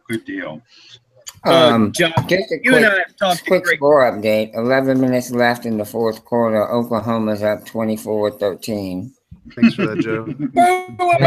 David, I'd like to put out there that their head coach is the former assistant offensive coordinator for the East Carolina Pirates. And just since we're talking about the Atlanta Falcons, do you have any good information for us on Justin Hardy and the Atlanta Falcons? Because that's our dude, the man with the golden gloves, we call him around here. But it's a very crowded group out there. It is. Yeah. It's might be the best receiver group in the NFL. It's up there, right? I mean, Julio, Mohamed Sanu is a great number 2 who moves the chains. Taylor Gabriel was a big surprise last year. Just kind of a very good deep threat, catch the ball in space. And then Justin Hardy. So I'll throw a quote at you that I got from my Navy SEAL friends with Acumen Performance Group. They told me that Justin Hardy is one of the toughest guys that they've ever met. That's coming from a Navy SEAL. So if that gives you anything, that tells you just how good of a player he can be when he's going to get that opportunity. So he's tough. He's not afraid to go over the middle, obviously. I think we'll see him a little bit more in the red zone than anything else. And, of course, Julio does usually miss games due to his foot, so always ready to step in and have a guy like Justin Hardy there that can make big plays. Fun fact, I got him in fantasy, Hardy, guys, is Justin Hardy, who's from Vanceboro, North Carolina, which is like 15 minutes from where I live at. Wasn't even offered a scholarship to a Division I school out of high school. Walked on at ECU, and then goes on to set the catch record for NCAA history, only to be broken by another ECU Pirate the following year in Zay Jones. Yep. Yeah, outstanding work ethic from Justin Hardy, tough as nails, and just a guy that you can never count out. So we love having him on the team. He also plays on special teams, which is awesome. He can return kicks and everything. So just a great versatile player, and hope to see a little bit more of him this year. And another tie-in to Tony, your ECW Pirates head coach is now head coach 30 miles up the road from me in God. Oh, it's Louisiana Tech. It's Skip Holtz. Yes. Yeah, Lou Holtz's son. Yeah. So, I have a And question. famously in his own right. I have a question for. A question, if I may. And you and I have discussed this at great length. Once again, I got to tell you guys, I feel like one of the luckiest guys in the world because all these guys right here, I'm very good friends with. And if I have a question like we're discussing now, I just whip them. We begin these long discussions. Josh, as Alan put it earlier, the elephant in the room. The Atlanta, the memes, the jokes, all that are endless. And this coming from a New Orleans Saints guy, obviously. We hate y'all. There's no way to put it delicately, but I'll soldier on. Past. You know, you've done your off season, you've done your draft, you've done your free agency, you've done all of that.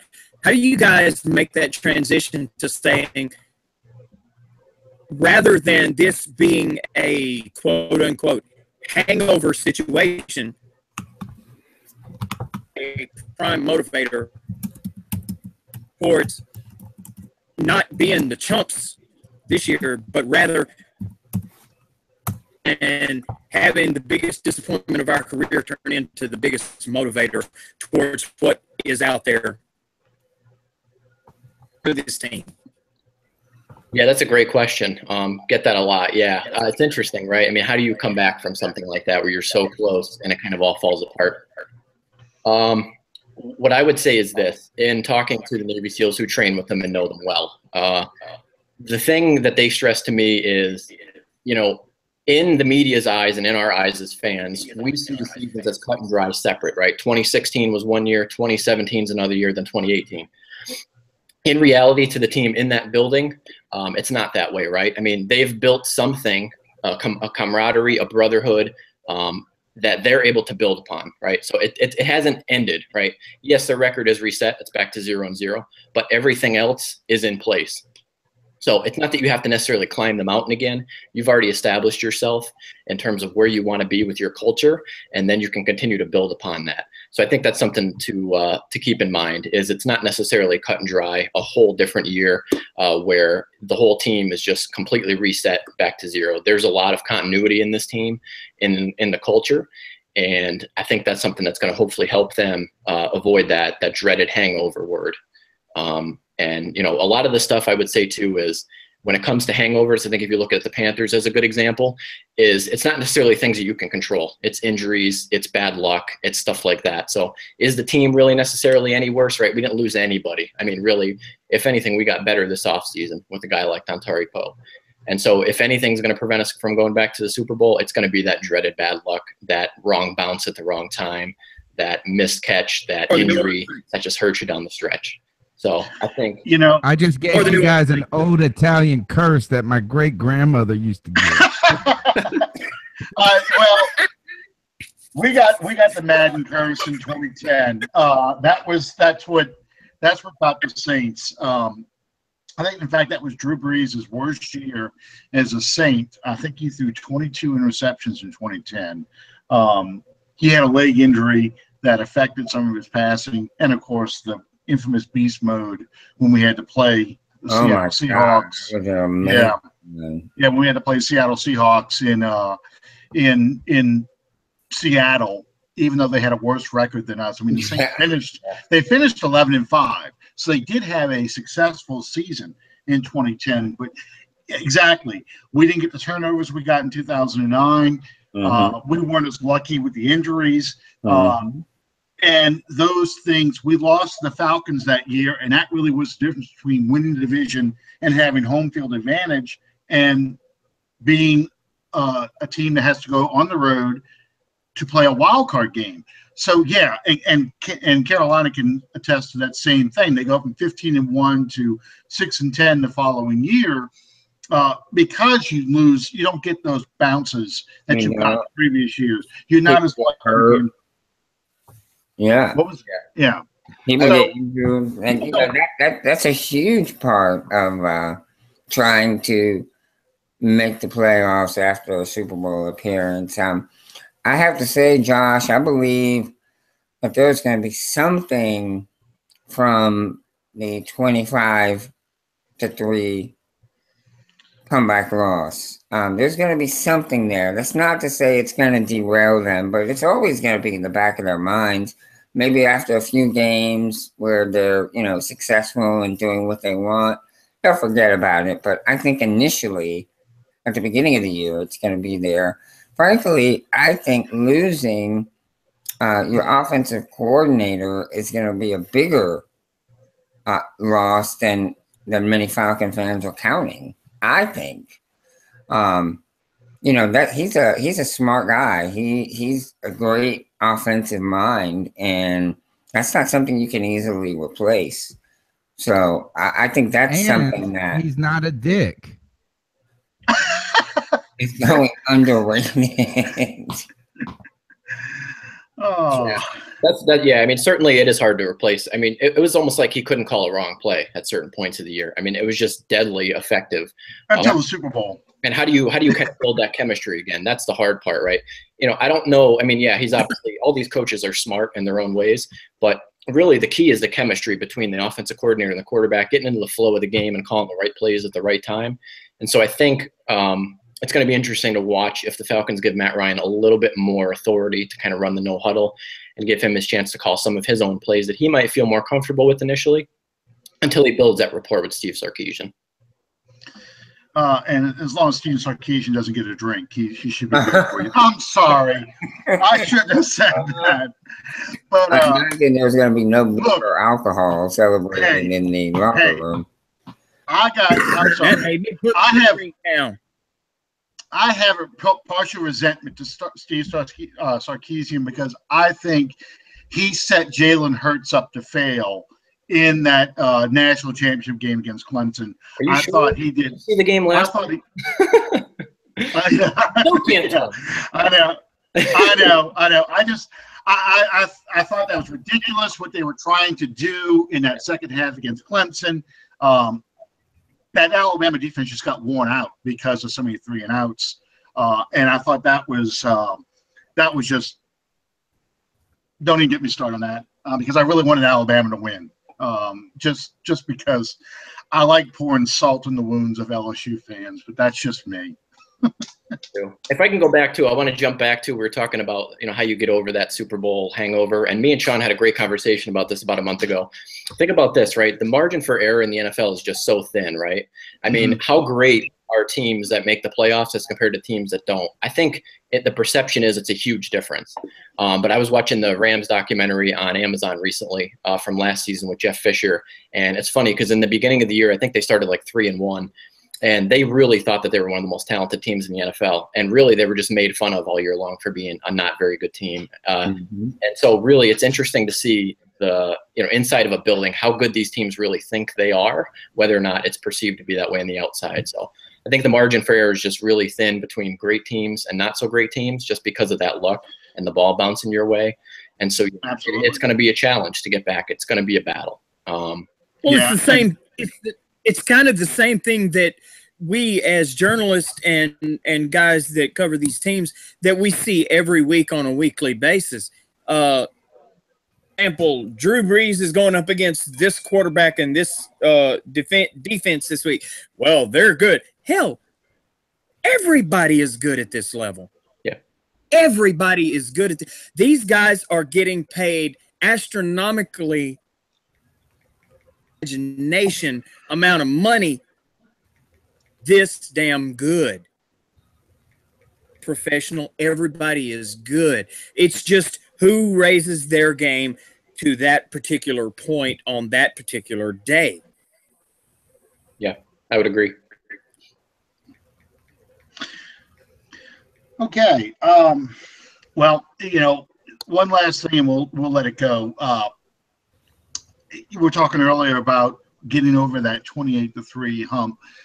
One of those things, and this is part of that team chemistry. No, really, this is part of that team chemistry, and that mindset that you get in when you begin to think as you build a huge lead. Because this is what the Falcons like to do. The Falcons like to jump on teams early, get 35 points before the other team has really had a chance to get a first down, and then kind of pound the ball and control the clock and just kind of wear you down and turn that pass rush loose.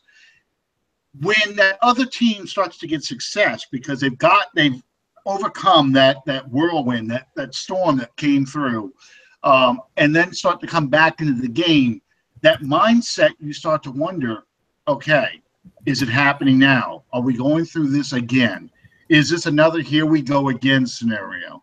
And I think that is when the Falcons' mentality and resilience is going to really be challenged, because how do you get? And see, that's what we've been experiencing for the past 3 years, I believe. Oh, absolutely. Absolutely. Well, the biggest problem with the Saints, and I'll bring this one in, the biggest problem with the Saints you have is not starting off well. Starting up the season 1-3, 0-4, not starting 2-2 or better. And as a result, the Saints get into that hole where they're constantly trying to get to 500, get out of the hole they dug for themselves. And they spend so much energy doing that the margin between going 9-7 and 7-9 is just 1 or 2 plays. And again, it's that mindset we've had these past 2 years where, okay, we're 1-3 in the first 4 games. Here we go again. We're not going to make the playoffs. We're going to struggle. And if you look at the Saints' records, whenever they started 4-0 or 3-1, they've gone to the playoffs. Well, we start off with a pretty hard schedule in the beginning. We start off with the Minnesota Vikings in their stadium. We go play New England. Then we play Carolina. And I believe we play in Carolina for that game. I don't have the schedule in front of me, but I think it is. We play in Carolina. Then we go to London to play the Dolphins and Smoking Jay Cutler. Then we have our bye week. Oh, you got to say Smoking Jay. But yeah, I mean, so that's the obstacle, the mental hurdle we have to get over is we have to start off well. And that's why I think so many Saints fans are like, oh my God, the Patriots got handled by the Chiefs. That's not good for us. Belichick's going to have 10 days to sit there and beat up these guys and get them pissed off so they can come out to not start 0-2, come out and take it to us. And that puts all the pressure on us against Carolina, because I'm assuming we're beating the Vikings. But that puts all the pressure on us against Carolina to come out and win. We have to come out of that game with a win, so we're not less than 500 going into the bye week. All right, I want to jump in here and ask David about some Buccaneers stuff, because not only is Lincoln Riley just taking it to you guys over there on that field, but my question is this: since we're talking about the hangover stuff, right? And while you don't have to worry about a hangover necessarily, look, is that this is the most talented team that you guys have had. There's a lot. It seems the expectations are high. The expectations are high for, and Carolina has struggled under high expectations in the past. So how do you foresee this being? Is this a complication? Can this team filter out that noise? Is that just something you have to wait and see? Unfortunately, right now I have to go. It's a wait and see thing, but I believe that the team has the leadership they need to be able to filter it all out. A lot of the key players for the Buccaneers are very young, and when you get a lot of young guys like this with a lot of hype around them, it can be a blessing and a curse, because the more people are paying attention, the more the players are aware people are paying attention, and the more likely they are to overplay and make mistakes because of that over aggression. Winston is obviously probably the biggest culprit that we're looking at. Again, going back to the Hard Knocks series, that interception that he threw that ended up getting called back for a sack or whatever. Dirk Cutter's words to him are, you're too good to be that greedy, or something that's paraphrasing, basically saying that he's got to learn how to let the next play come and play for the next down and all those other football cliches, just stay alive. And if he can't do that, then the season could go south in a very fast way, because some of these turnovers. Last year, what led to some of these turnovers not beating the Buccaneers so bad was a lot of them came in the opponent's 30-yard line, within the opponent's 30-yard line, which is taking points off your own board, but it's not necessarily putting points on theirs. And if some of those turnovers this year turn into points in their own end of the field, then the defense could definitely be pushed up against the wall. So I believe they can pull it out. I have confidence in them. I think Dirk Cutter and Mike Smith can definitely keep things going in the right direction. But it's a wait and see for right now. Why do you think people have christened Jameis Winston as such a success so early? And while I'm not saying that he's been good or bad, it doesn't matter that to me. Is I feel like he's been looked upon by not only people in Tampa, which I would expect you guys to be like that, but just outsiders too, as a guy that has shown that he's about to be great. Where I see someone who has those flashes, but also has these crazy 5-pick games. And like you're saying, you're throwing out there like you were greedy on that and things like that. Where do you stand on Jameis Winston? And do you think that we've been a little too quick to just say he's awesome? Yeah, well, I mean, I think that speaks to the culture of the NFL right now. You see coaches nowadays get 2 years to turn a scrub into a stud, and if they don't show those improvements, they're gone. And quarterbacks are kind of the same. You look at Blake Bortles 2 years ago. The narrative on Blake Bortles was he's about to take that next step and become one of the next great quarterbacks in the NFL. And you look at Andrew Luck, and he was that way. And now, because the Colts have struggled for a couple years, I think everybody would agree that it's less Andrew Luck's fault and more management's fault for not putting the offensive line and the defense on that team that they need to be successful. But Andrew Luck is the one who's ultimately taking it on the chin. And, you look at Dak Prescott. Dak Prescott right now is the golden boy. Yeah, he's going to be better than Troy Aikman if you talk to some Cowboys fans, And at the end of the day, exactly. But to be fair, though, is Dak Prescott the most overrated quarterback in the last decade. But let's be fair with this. Dak Prescott, Jameis Winston, Andrew Luck, Cam Newton, they all had college success. They have. It's not like just scout speak. Blake Bortles is him and that guy, the guy that got hurt in Miami. Those are scout speak guys where it's like they look good in a football uniform, my friend says. Like, is that they got the stats, they got the height, they have the measurables, they do these things. But sometimes I think of like Teddy Bridgewater, how everybody thought he was crappy. And he played better than all those cats that first year. Until he had that just disgusting injury. So, I mean, Jameis does have the pedigree, right? Jameis has a pedigree. I totally agree with that. I think so, too. I think Dak does, too. To be honest, I think Dak had college success. Yeah, I like Dak. I thought he was very underrated coming out in the draft. I had him as an early and mid day 2 guy, knowing that that's not how the NFL saw him, and I stuck to my guns a lot, like I did with Michael Thomas. And fortunately for me, they both panned out because it makes me look a little bit smarter. But Jameis, the big thing with Jameis is okay, buddy. You're smart. What's that? He says we know better. You're smart. I talked to your wife, and she tells me the real story. Yeah. The thing about Jameis, though, I mean, he's shown that he can be a very effective NFL quarterback and even possibly be one of those elite NFL quarterbacks. But again, it's the consistency, and that's what makes the great one so great, is that consistency. He makes great throws. He'll make good decisions.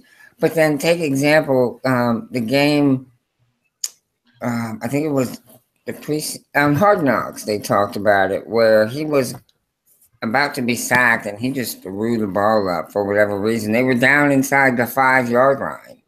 Yeah, that's the Jacksonville game, and that's exactly the frustrating part about Jameis is every single play he wants to go out there and score a touchdown, which is a very admirable attitude for him to have, and that's what you want in a leader, and so on and so forth. But as a leader, he's got to be smarter with the ball and understand that if I can't make a play on this play, it's okay to just eat the ball and have another down and go for it. Yeah, live for and another if you down. Look back, I can draw a parallel here. You look back to the season that Sean Payton was suspended from the league. Drew Brees did the very same thing with the New Orleans Saints. He took this team up on his back, and he reached way, way, way more oftentimes than he ever should have, took more responsibility. If something's going to happen, it's got to be by me, and it told on him more oftentimes than not. Yeah, and I compare Winston a lot to Brett Favre, and you know, not by his status as of right now, because obviously he hasn't done what Brett Favre has done. But even look at his last year in Minnesota and the playoff game against the Saints. I mean, the way that he went out in that game and threw that ridiculous pass all the way across the field, across his body, and Pop Warner quarterbacks know not to make that throw. Right. That's just how Brett Favre played, and that's how Winston's playing. And who knows if it's ever going to go away, you know? For a guy like Favre, unfortunately or fortunately, those kind of plays have turned out well for him enough times that he thinks he can get away with that. So I think if I equated probably Winston to a Tampa Bay quarterback, I'd probably say he's got a lot of Doug Williams in him, in Doug Williams' early years with Tampa Bay, with trying to make a play when instead he should just be more patient, trying to look for that big play all the time. Question for you about Tampa Bay and Gerald McCoy. Why have people sort of turned on Gerald McCoy? What do you think is the issue people have with him right now? It's a decade plus long hangover from Warren Sapp. Every Buccaneer fan wants the Buccaneers to find the next Warren Sapp, and what they don't seem to realize, some of them anyway, some of us anyway, is that you don't need all the talking and all the theatrics to go with solid defensive tackle play in order to have a great defensive tackle, because Gerald McCoy is a great defensive tackle. He doesn't have necessarily all the stats that Warren Sapp did, and he also doesn't have the outgoing attitude that Warren Sapp did. But I don't know why Gerald McCoy gets a lot of the hate that he does from some of the Buccaneers fan base, but it's really undeserved. I'm hoping it totally is undeserved. They should love the dude for holding down the middle of that defense when there was nothing around him for 3 years. Exactly. Oh, definitely. And there's 31 other NFL franchises. It's going to be just about the same as it is with any of the rest of us. Not us, but our teams. If you're winning, that makes everything okay. Not winning and you're not making the playoffs and your team is not in the postseason, scapegoat. And when you're a high-priced veteran, they're going to be the first. That's going to be the first thing that these talking heads fan base. This is who you need to point to. If we didn't have to pay him all this money, because the same thing happens in New Orleans right now, believe it or not, with Drew Brees. If we didn't have to pay Drew Brees' salary, we could pay for this and this and this and this upgrade to all these different positions. I think it's got to do, though, with what David is saying in personality. Is that, and maybe this has to do, if you could tie those things together, right, with Sean and the winning, right, and with David, the personality, is that the mild manner personality is okay when you're winning. But it's kind of like having a coach where they come out there. You kind of want, when you're losing and just terrible, for the coach to be like grabbing dudes by the face mask and stuff like that. But Gerald McCoy, this dude has stayed. I think he's been a player. I think he's been I'm going to be honest with you guys. I've watched these, whatever it was, episodes of Hard Knocks, and I've developed a brand new respect for Gerald McCoy. Yeah, he's just a great, genuine guy. I've always liked him. Well, I'm not going to like him on Sunday, but no, I'm not going to like him on Sunday, but I do like him as a player. I would love to have a Gerald McCoy. Sure. I'm going to ask this to the Carolina Panthers crew here, Joey and Tony. Do you think that Ron Rivera is on the hot seat? No, I don't think he's on the hot seat. I think if he goes 6-10 again, his seat's not going to be hot. It's going to be on fire. Fire! But I think for right now, no, I don't think there's a hot seat. I think he's fine. I think the organization's fine. Yeah, I don't think so. Is that like, look, you got a coach who's led the team to win 3 division championships back to back, right? A Super Bowl appearance, a 15-1. I do think this is that we need to see Ron Rivera develop as a coach. That's something that I want to continue to see. Is that he was on the hot seat his first 2 seasons as a coach. And one of the things you do, and not rightfully so, in those years. See, that's the thing is fans want to put a coach on the hot seat when they don't deserve to be on it, and then let him off when he doesn't. I think what you should be watching for is that, if you found some success, but how do you adapt? How do you continue and not evolve like this kind of like it has to be an epic thing. But we need to see him get better at his job, just like we need to see quarterbacks get better at their job. Yeah.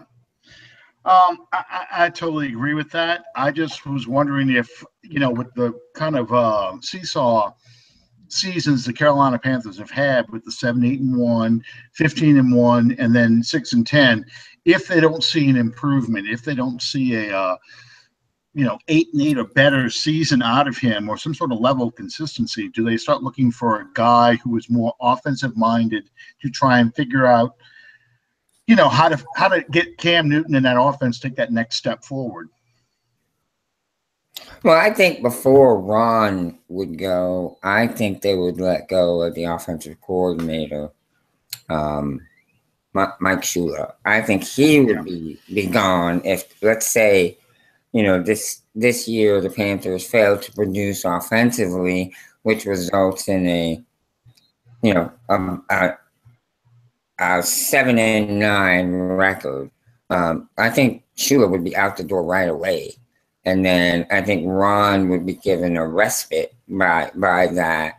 But with the expectations of, hey, you're going to bring in a new offensive guy, and next year we're going to see, some offensive production. Dan I would say he's certainly on the hot seat.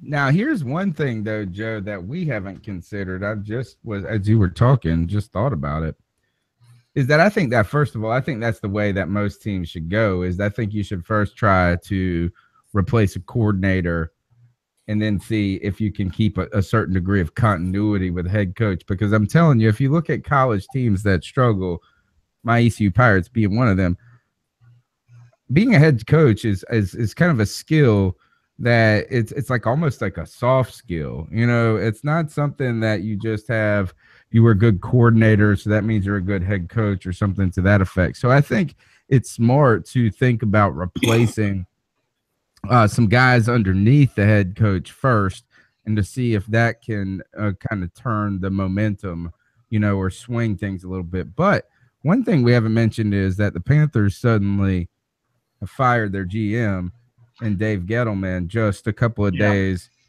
into or before training camp or whatever it was. And you never know how the GM search goes. One of the things that was interesting is that Ron Rivera was one of the few head coaches when Dave Gettleman came in as a new GM, when our interim like Marty Herney, who was our interim general manager, it's like bizarre. It's like a soap opera. Our current interim general manager is the general manager who preceded the one who was fired. So, like, everybody thought that when Dave Gettleman came in there, Ron Rivera had a marginal, at best, record that Dave Gettleman was going to want to bring in his guys, implement his thing. And somehow Ron Rivera made it through that and maintained being head coach. And so then he had success. So I guess the ultimate question then is that even if Ron Rivera isn't on the hot seat, if you get that middling season, we don't really know what the temperature is going to be like if we get a new GM. If Marty Herney is the guy that sticks around, I think Ron Rivera's okay because he's the guy that hired Ron Rivera in the first place. Well, and that brings a great question because you were talking about Shula possibly going out the door and the transitions going on with the GM. How do you see the loss of Sean McDermott to Buffalo affecting this defense? Well, I'll say that, McDermott definitely, when McDermott first got to Carolina, his first year, Tony remembers, I wrote this article where I just lit him up, man. Yeah, you I did. pushed him up one side and down the other, chewed him up and spit him out. Boy, I was hot. But he progressed. He learned. He didn't have any talent, Joe. No, you're absolutely right. He didn't. He was out there trying to make, men out of toddlers. It was really, really awful. So devoid of talent. I gave him no mercy though, none whatsoever. Anyway, he showed that he knew what he was doing. He got some talent. He made the most of what he had, and he grew as a coordinator. He grew and he learned. And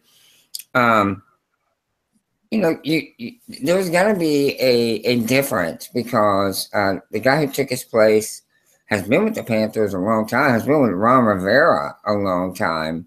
He was the defensive backs coach, and now he is the coordinator. And I know a lot of the schemes are the same. Basically, it's going to be the same defense, but you do have different personnel. I mean, you do have a different person making the calls.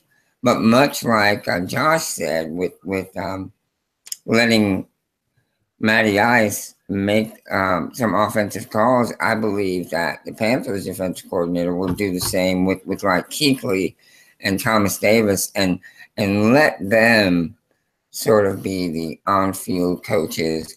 Of course, he's going to have input and he's going to, be able to provide them with feedback. But, you got to take advantage of guys like that, like Thomas Davis and Luke Kuechly. These are not just your average player. These guys are especially Kuechly. He's a film junkie.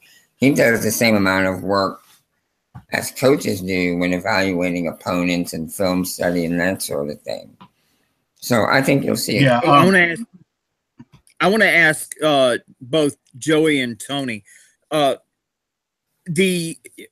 wasn't going to say this, but the statements that you guys have made in regard to Gettleman have kind of brought something back into my mind that I've been meaning to broach with you guys off there. But hey, why not? We're here. We're together. Let's talk about it. How does the whole way of putting it, the unrest of the Gettleman situation, how does that affect the Panthers going forward in this 2017 season? I say 0. Yeah, it's strange, but it's zilch. Other than unless we didn't make some important moves in this kind of, have we filled in? Because see, Dave Gettleman was a scout. He was a guy that he could sit there and watch tape all day long, and that's where his pedigree came from. He was a scout. He was a scout for the Giants for like 20 years. Yeah. So, but I think that Marty Herney came in and gave Thomas Davis a bonus, made Greg Olson happy, made the big cat happy, and the owner, and he's made the extensions we needed. He signed KK Short. I mean, like all the things are lining up I don't think the Panthers. I think it's all going to come down to this: is that I think right now we're in a position where the GM doesn't matter that much anymore, and I didn't want to believe that when we let go of Dave Gettleman, but right now we got who we got, and we believe in him. And now it's I don't think it's as big as of a deal as I thought it was going to be. Yeah, I have to agree. I was pissed. I was furious when they let Gettleman go because he had done so much for the team. He had really just changed the whole attitude, and he was building toward the future and had done a good job of it. And when they let him go so just in such a bad way, and I was just hot. But I see now that it really doesn't matter because Herney's come in and done what he needed to do, and the team has moved on. The team's kept rolling. I think there was more fan outrage probably than actual team outrage. Frankly, I think a lot of the team was happy Gettleman was gone because those guys knew that they were on the older side and their job security with Carolina was getting ready to come in question. So, really, I don't believe. What's that? Hey, that it happened. I messaged Tony and I said, WTH, I thought Gettleman would be there after Riverboat Ron left. And so I thought that was kind of fitting. Yeah, well, you and me both, man. You and me both thought that. All right, guys, I want to take this opportunity to personally thank each and every one of you guys for taking times out of your busy schedule, especially for like Joe Riollano at freaking Puerto Rican, Tony Dunn, Carolina _Chronicle, crap, at cat _Chronicles, correct? Keep trying. We'll take care of it, man. We'll take care of it. You can find me on Twitter at Joe Riollano. I am the freaking Puerto Rican. And you can find me on Twitter at Joe Riollano. And if you find him, get Tony's address from him. My name's Tony Dunn. You can check us out at CarolinaCatChronicles.com. Every Tuesday night, we bring you the C3 Carolina Panthers podcast. You can follow me on Twitter at cat_Chronicles. Well, it's very telling because this time last year, Carolina was the team to beat, and we were really kind of just basically battling it out with the Falcons. It was the Falcons and the Saints we were talking about being the basement dwellers and who was going to make it out of that mess. And turns out Atlanta, we ended Josh up hadn't smiled this entire hour and a half show, and now Josh is smiling. Well, I was going to say, good reminder. Yeah, now it turns out that Atlanta's the team to beat, and we can tell because look at the way that the podcast kind of unfolded here. We really didn't have that much to talk about about Atlanta, other than the Super Bowl itself, because the team looks loaded, it looks strong. It looks like they are the team to beat. Once again, Tampa is the up and coming team. So, Josh, I mean, we haven't talked a whole lot with you tonight, but let everybody know how they can follow you on social media. Sure. So the best way is on Facebook, underneath my special Facebook page, which is just Josh Schultz Pro Football Spot. On Twitter as well, I'm at Draft Blackboard. So I usually do a lot of draft stuff on there, but I'm also some Falcons articles here and there. So that'd be it. All right. And when you base those Falcons articles out over a period of time, it takes less of a hit on your site. Oh man, I'm trying to be nice, but it comes back. I couldn't have called myself a Saints guy if I hadn't a shot at least once over the bow, could I? I'm just sitting here being nice, I mean, hey. Yeah. Hey, this is totally irrelevant, but Josh, you have to watch Jermaine Funnyman Johnson, don't you? that when he does his how SEC players, how SEC fans watch the week games, the college football games over the weekend. Have you ever heard of him? No, I haven't actually. You need to look up Jermaine Funnyman Johnson, I believe is how it is. He's a Bama fan, okay. So I guarantee you it is well worth the time to watch. It shows up on Facebook. He'll probably put his out. It comes around 11 o'clock, about noon your time. But yeah, watch it because being an Alabama fan, you'll really enjoy it. They're hilarious. They really are. They're really, really good. So yes, please watch those. By the way, Mr. Harrison, I need to give you an update. With 2 games left in the fourth, it's 31-16. Yeah, it's Oklahoma. Yeah. Wanted to make sure you know I'm your public servant, man. All right. Next week's show, we're going to talk about Ohio State and why they cannot. Urban Meyer. Yeah, I'm not a fan of Urban Meyer, but look, they lost to a top 5 team. Okay, let's not get crazy here. It's not like they lost to Appalachian State. Sure. Yeah. Me personally, being I like the Michigan dig. Yeah, there you go. I'm just glad to see 2 top 10 teams playing and in week 2 of the season. And I like Baker Mayfield, so I'm happy for him. You know, he's a good quarterback. Hey, college football is really straightened up. They've kind of pushed the cupcake teams to the middle of the season. They're coming out strong with some good matchups. Alabama played FSU to start the season. Mm-hmm. I mean, that was a tough game. I thought that was mini Cam Newton out there, though. It sure resembled Cam Newton, particularly when he got hurt. But it resembled Cam Newton out there for Florida State. So I'm enjoying college football right now. LSU's schedule only has 1 opponent with 2 names, like Tennessee Chattanooga. It only has 1 team like that this year. So. Oh wow, that's improvement. Let's talk about division finishes in the NFC South. Josh Schultz, .com covers the Atlanta Falcons. How do you see the NFC South shaking out? I mean, like I said, I think this is the best division in the NFL. I honestly think that it can go one of 4 different ways. I think every team in this division can legitimately win and has a good chance to do so. And I think that's different than every other division in the NFL. If I had to pick, of course, I'm going to go with the favorites because I'm biased. But, yeah, I think I put Atlanta at 1. I think the biggest threat to Atlanta is Carolina at 2 for a lot of reasons.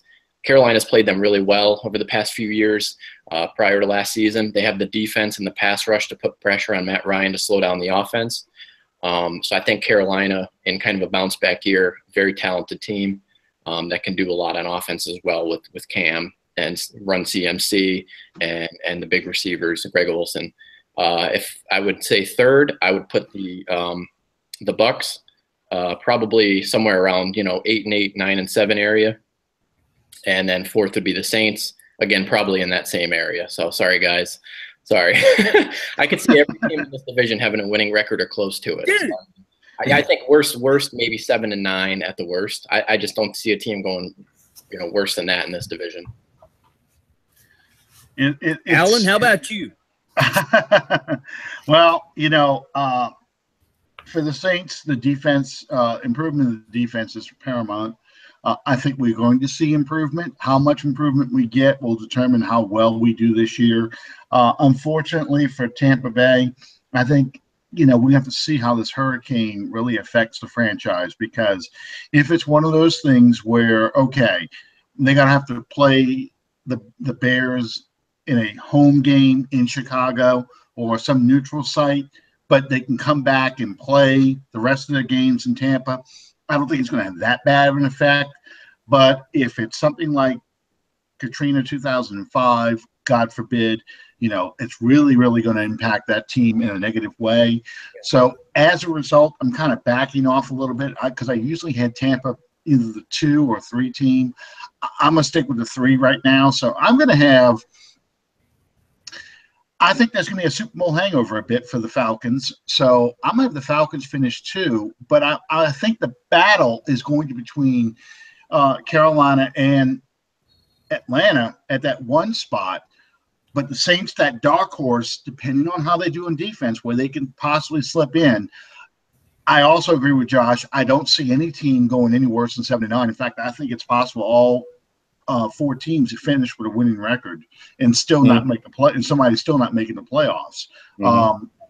So, for the sake of argument, let's just say I see Carolina at 1, Saints at 2, Atlanta 3, but kind of like 2A, and Tampa, unfortunately, they have to finish last. But in any other division, particularly if this was the NFC South, Tampa would be finishing number 1. Because I still see them finishing with a winning record. Now, I'm not just saying that because David's right here. I really think, this is the only division where all 4 teams have gone to the Super Bowl since the divisions have been created. It's the best division in football. Have won? Yes. It's the best division in football. Sorry. Has I'm the sorry, best Josh. You owe me one. Has the best 4 quarterbacks in football, has at least 2, if not 3 of the best offenses in football.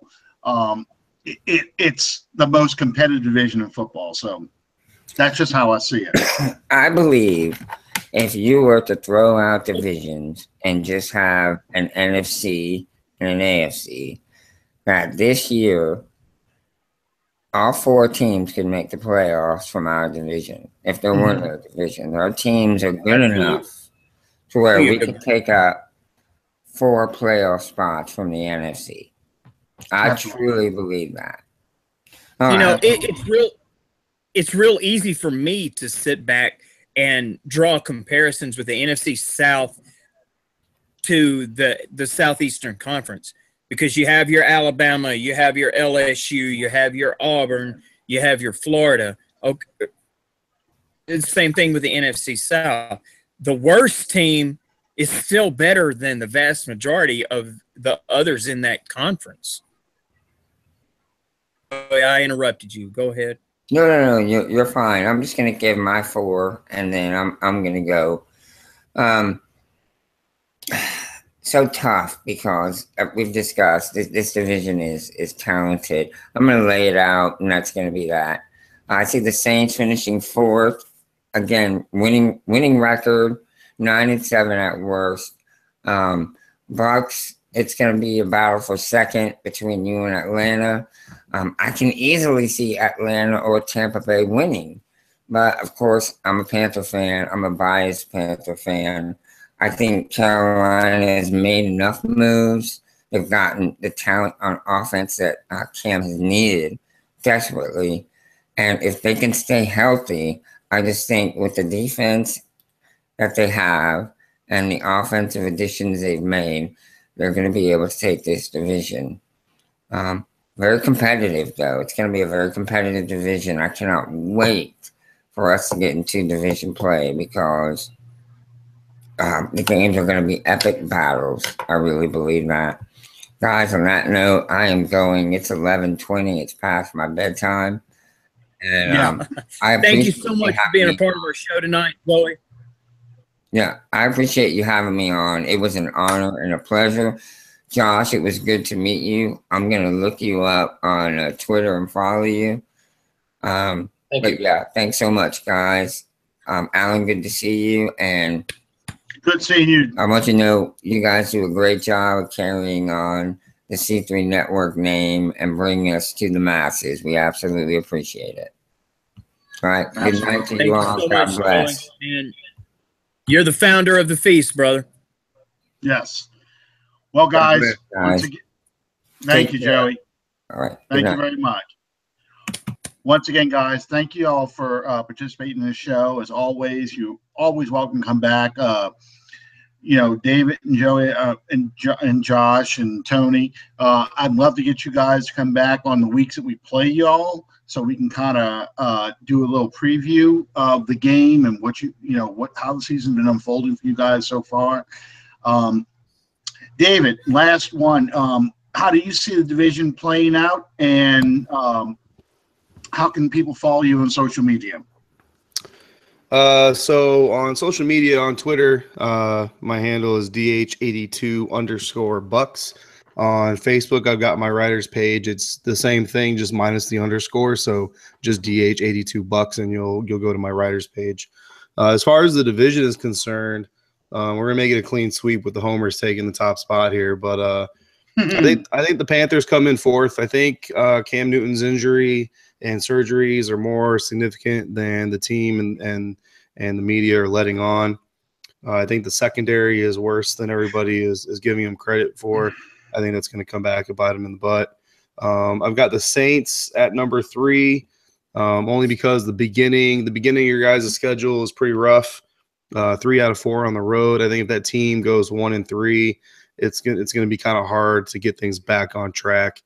So that first quarter of the season is really vital for New Orleans. You know, if New Orleans can pull off a 3-1, then this thing could go the complete opposite direction. I think best case scenario, looking at it honestly, is probably 2-2. I think that Vikings game might be a little bit harder than you guys are giving it credit for. That defense is pretty stout. And then at number 2, I've got the Falcons. At number 1, I've got the Buccaneers, and for very specific reasons. Where the schedule differs, the Falcons draw the Seahawks and the Cowboys, while the Buccaneers draw the Giants and the Cardinals. And I think for the Buccaneers, at least one of those, if not 2, for the Giants-Cardinals set is a win, especially if Odell Beckham's injury gets aggravated with him coming back so fast. High ankle sprains are nothing to mess with, and he's coming back pretty quick. The Arizona Cardinals, depending on the health of Carson Palmer, some of those defensive players, Tyrann Mathieu back, but he's had problems staying on the field. So if he's out, that's definitely a winnable game for the Bucs. Even with him on there, it's a winnable game. Just again, Tyrann Mathieu is one of those guys that can take advantage of a Jameis Winston mistake pretty quick. And I just, the Falcons, it's going to be hard to beat the Cowboys and Seahawks, especially back-to-back weeks with one of them being on the road up there in Washington. So I think that's really kind of where you get the separation from. And then Atlanta, 2 out of 3 at the end of the season on the road against division opponents. That's rough, while the Buccaneers get 3 of their last 4 at home.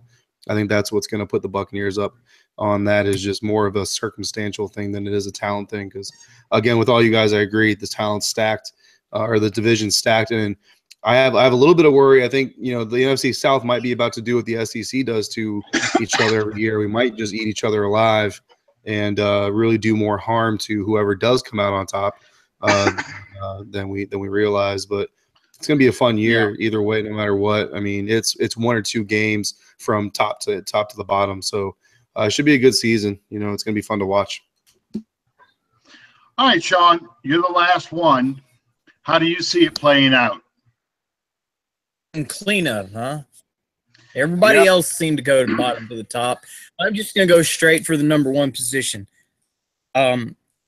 What happened with the draft and with the offseason and with the maturation of a Jameis Winston, all along during the offseason that I thought that Tampa was the team to beat in this year's race.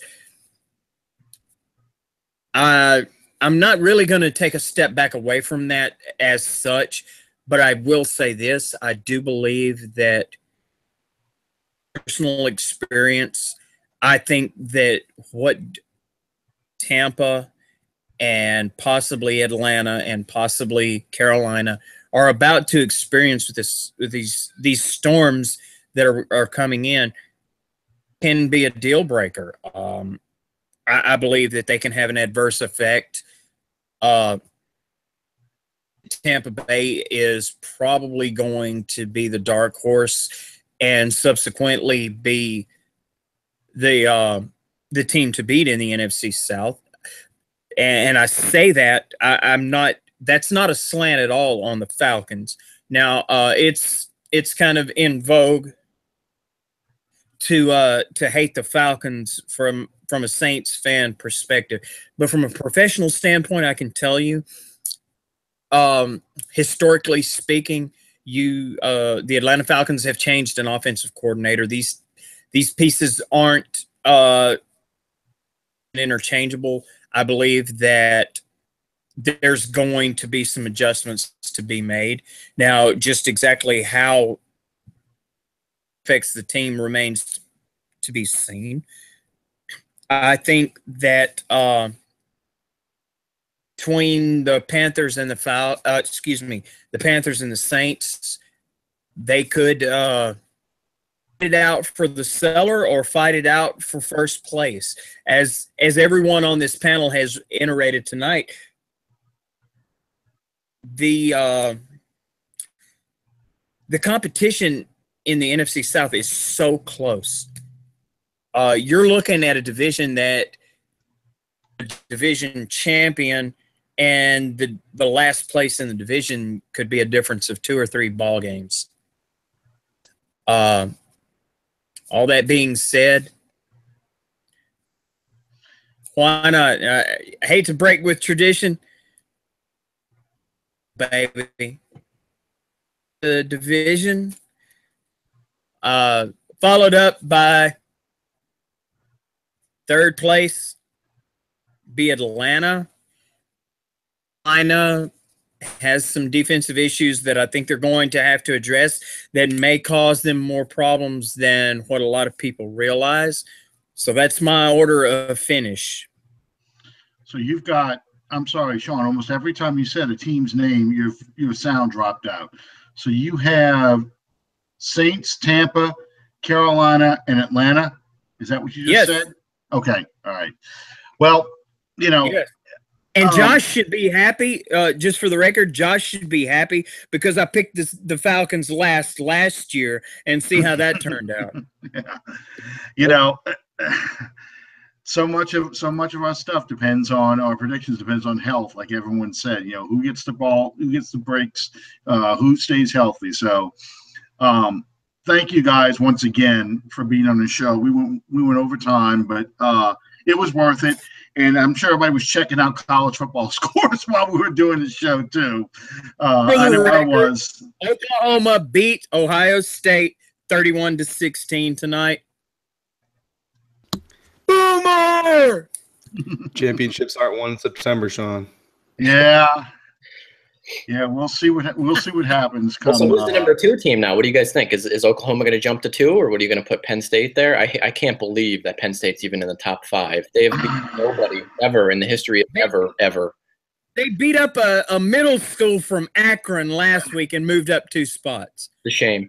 You know, Oklahoma should take over number 2, considering the margin of victory. I think so. Yeah, I'd agree. I would agree with that too. But to me, it doesn't matter until they come out with the playoff seeding. I mean, because you know that's where it all boils down to, because too many teams right now in September beating up Little Sisters of the Poor and the Lighthouse of the Blind, so you know, kind of padding their stats right now. So, anyway, David and Josh, I want to thank you guys both for being a part of our 2nd annual season kickoff show. Yeah, thanks for having me on. I appreciate it. It's fun as always. All right, guys. Well, good luck to everybody this weekend. Tampa, especially, even though you're not playing. I hope the city and all you people in Florida come out fine. I do not wish a Katrina on anybody. No one should ever wish that on anybody. And I'm really hoping that, you know, everything comes out okay, that it's just something that you can clean up and get right back to work the next day. But we'll see how this goes. So keep your eyes on the storm, everybody. The turn should be happening sometime tonight, early tomorrow morning, and we'll get a pretty good idea how far inland the storm goes. Believe it or not, the more inland the storm goes, the better it is for you, because that eye stays over the water. That's not good. That means that's where it gets all the power from. Yeah, exactly. So, praying for the people in Tampa. Thank you, guys. Josh, stay safe. Yeah. Yes. Take care of that little man for us. Absolutely, guys. Thank y'all again for joining us. Thank y'all for sticking with us this extra half hour. We have fun doing this all the time.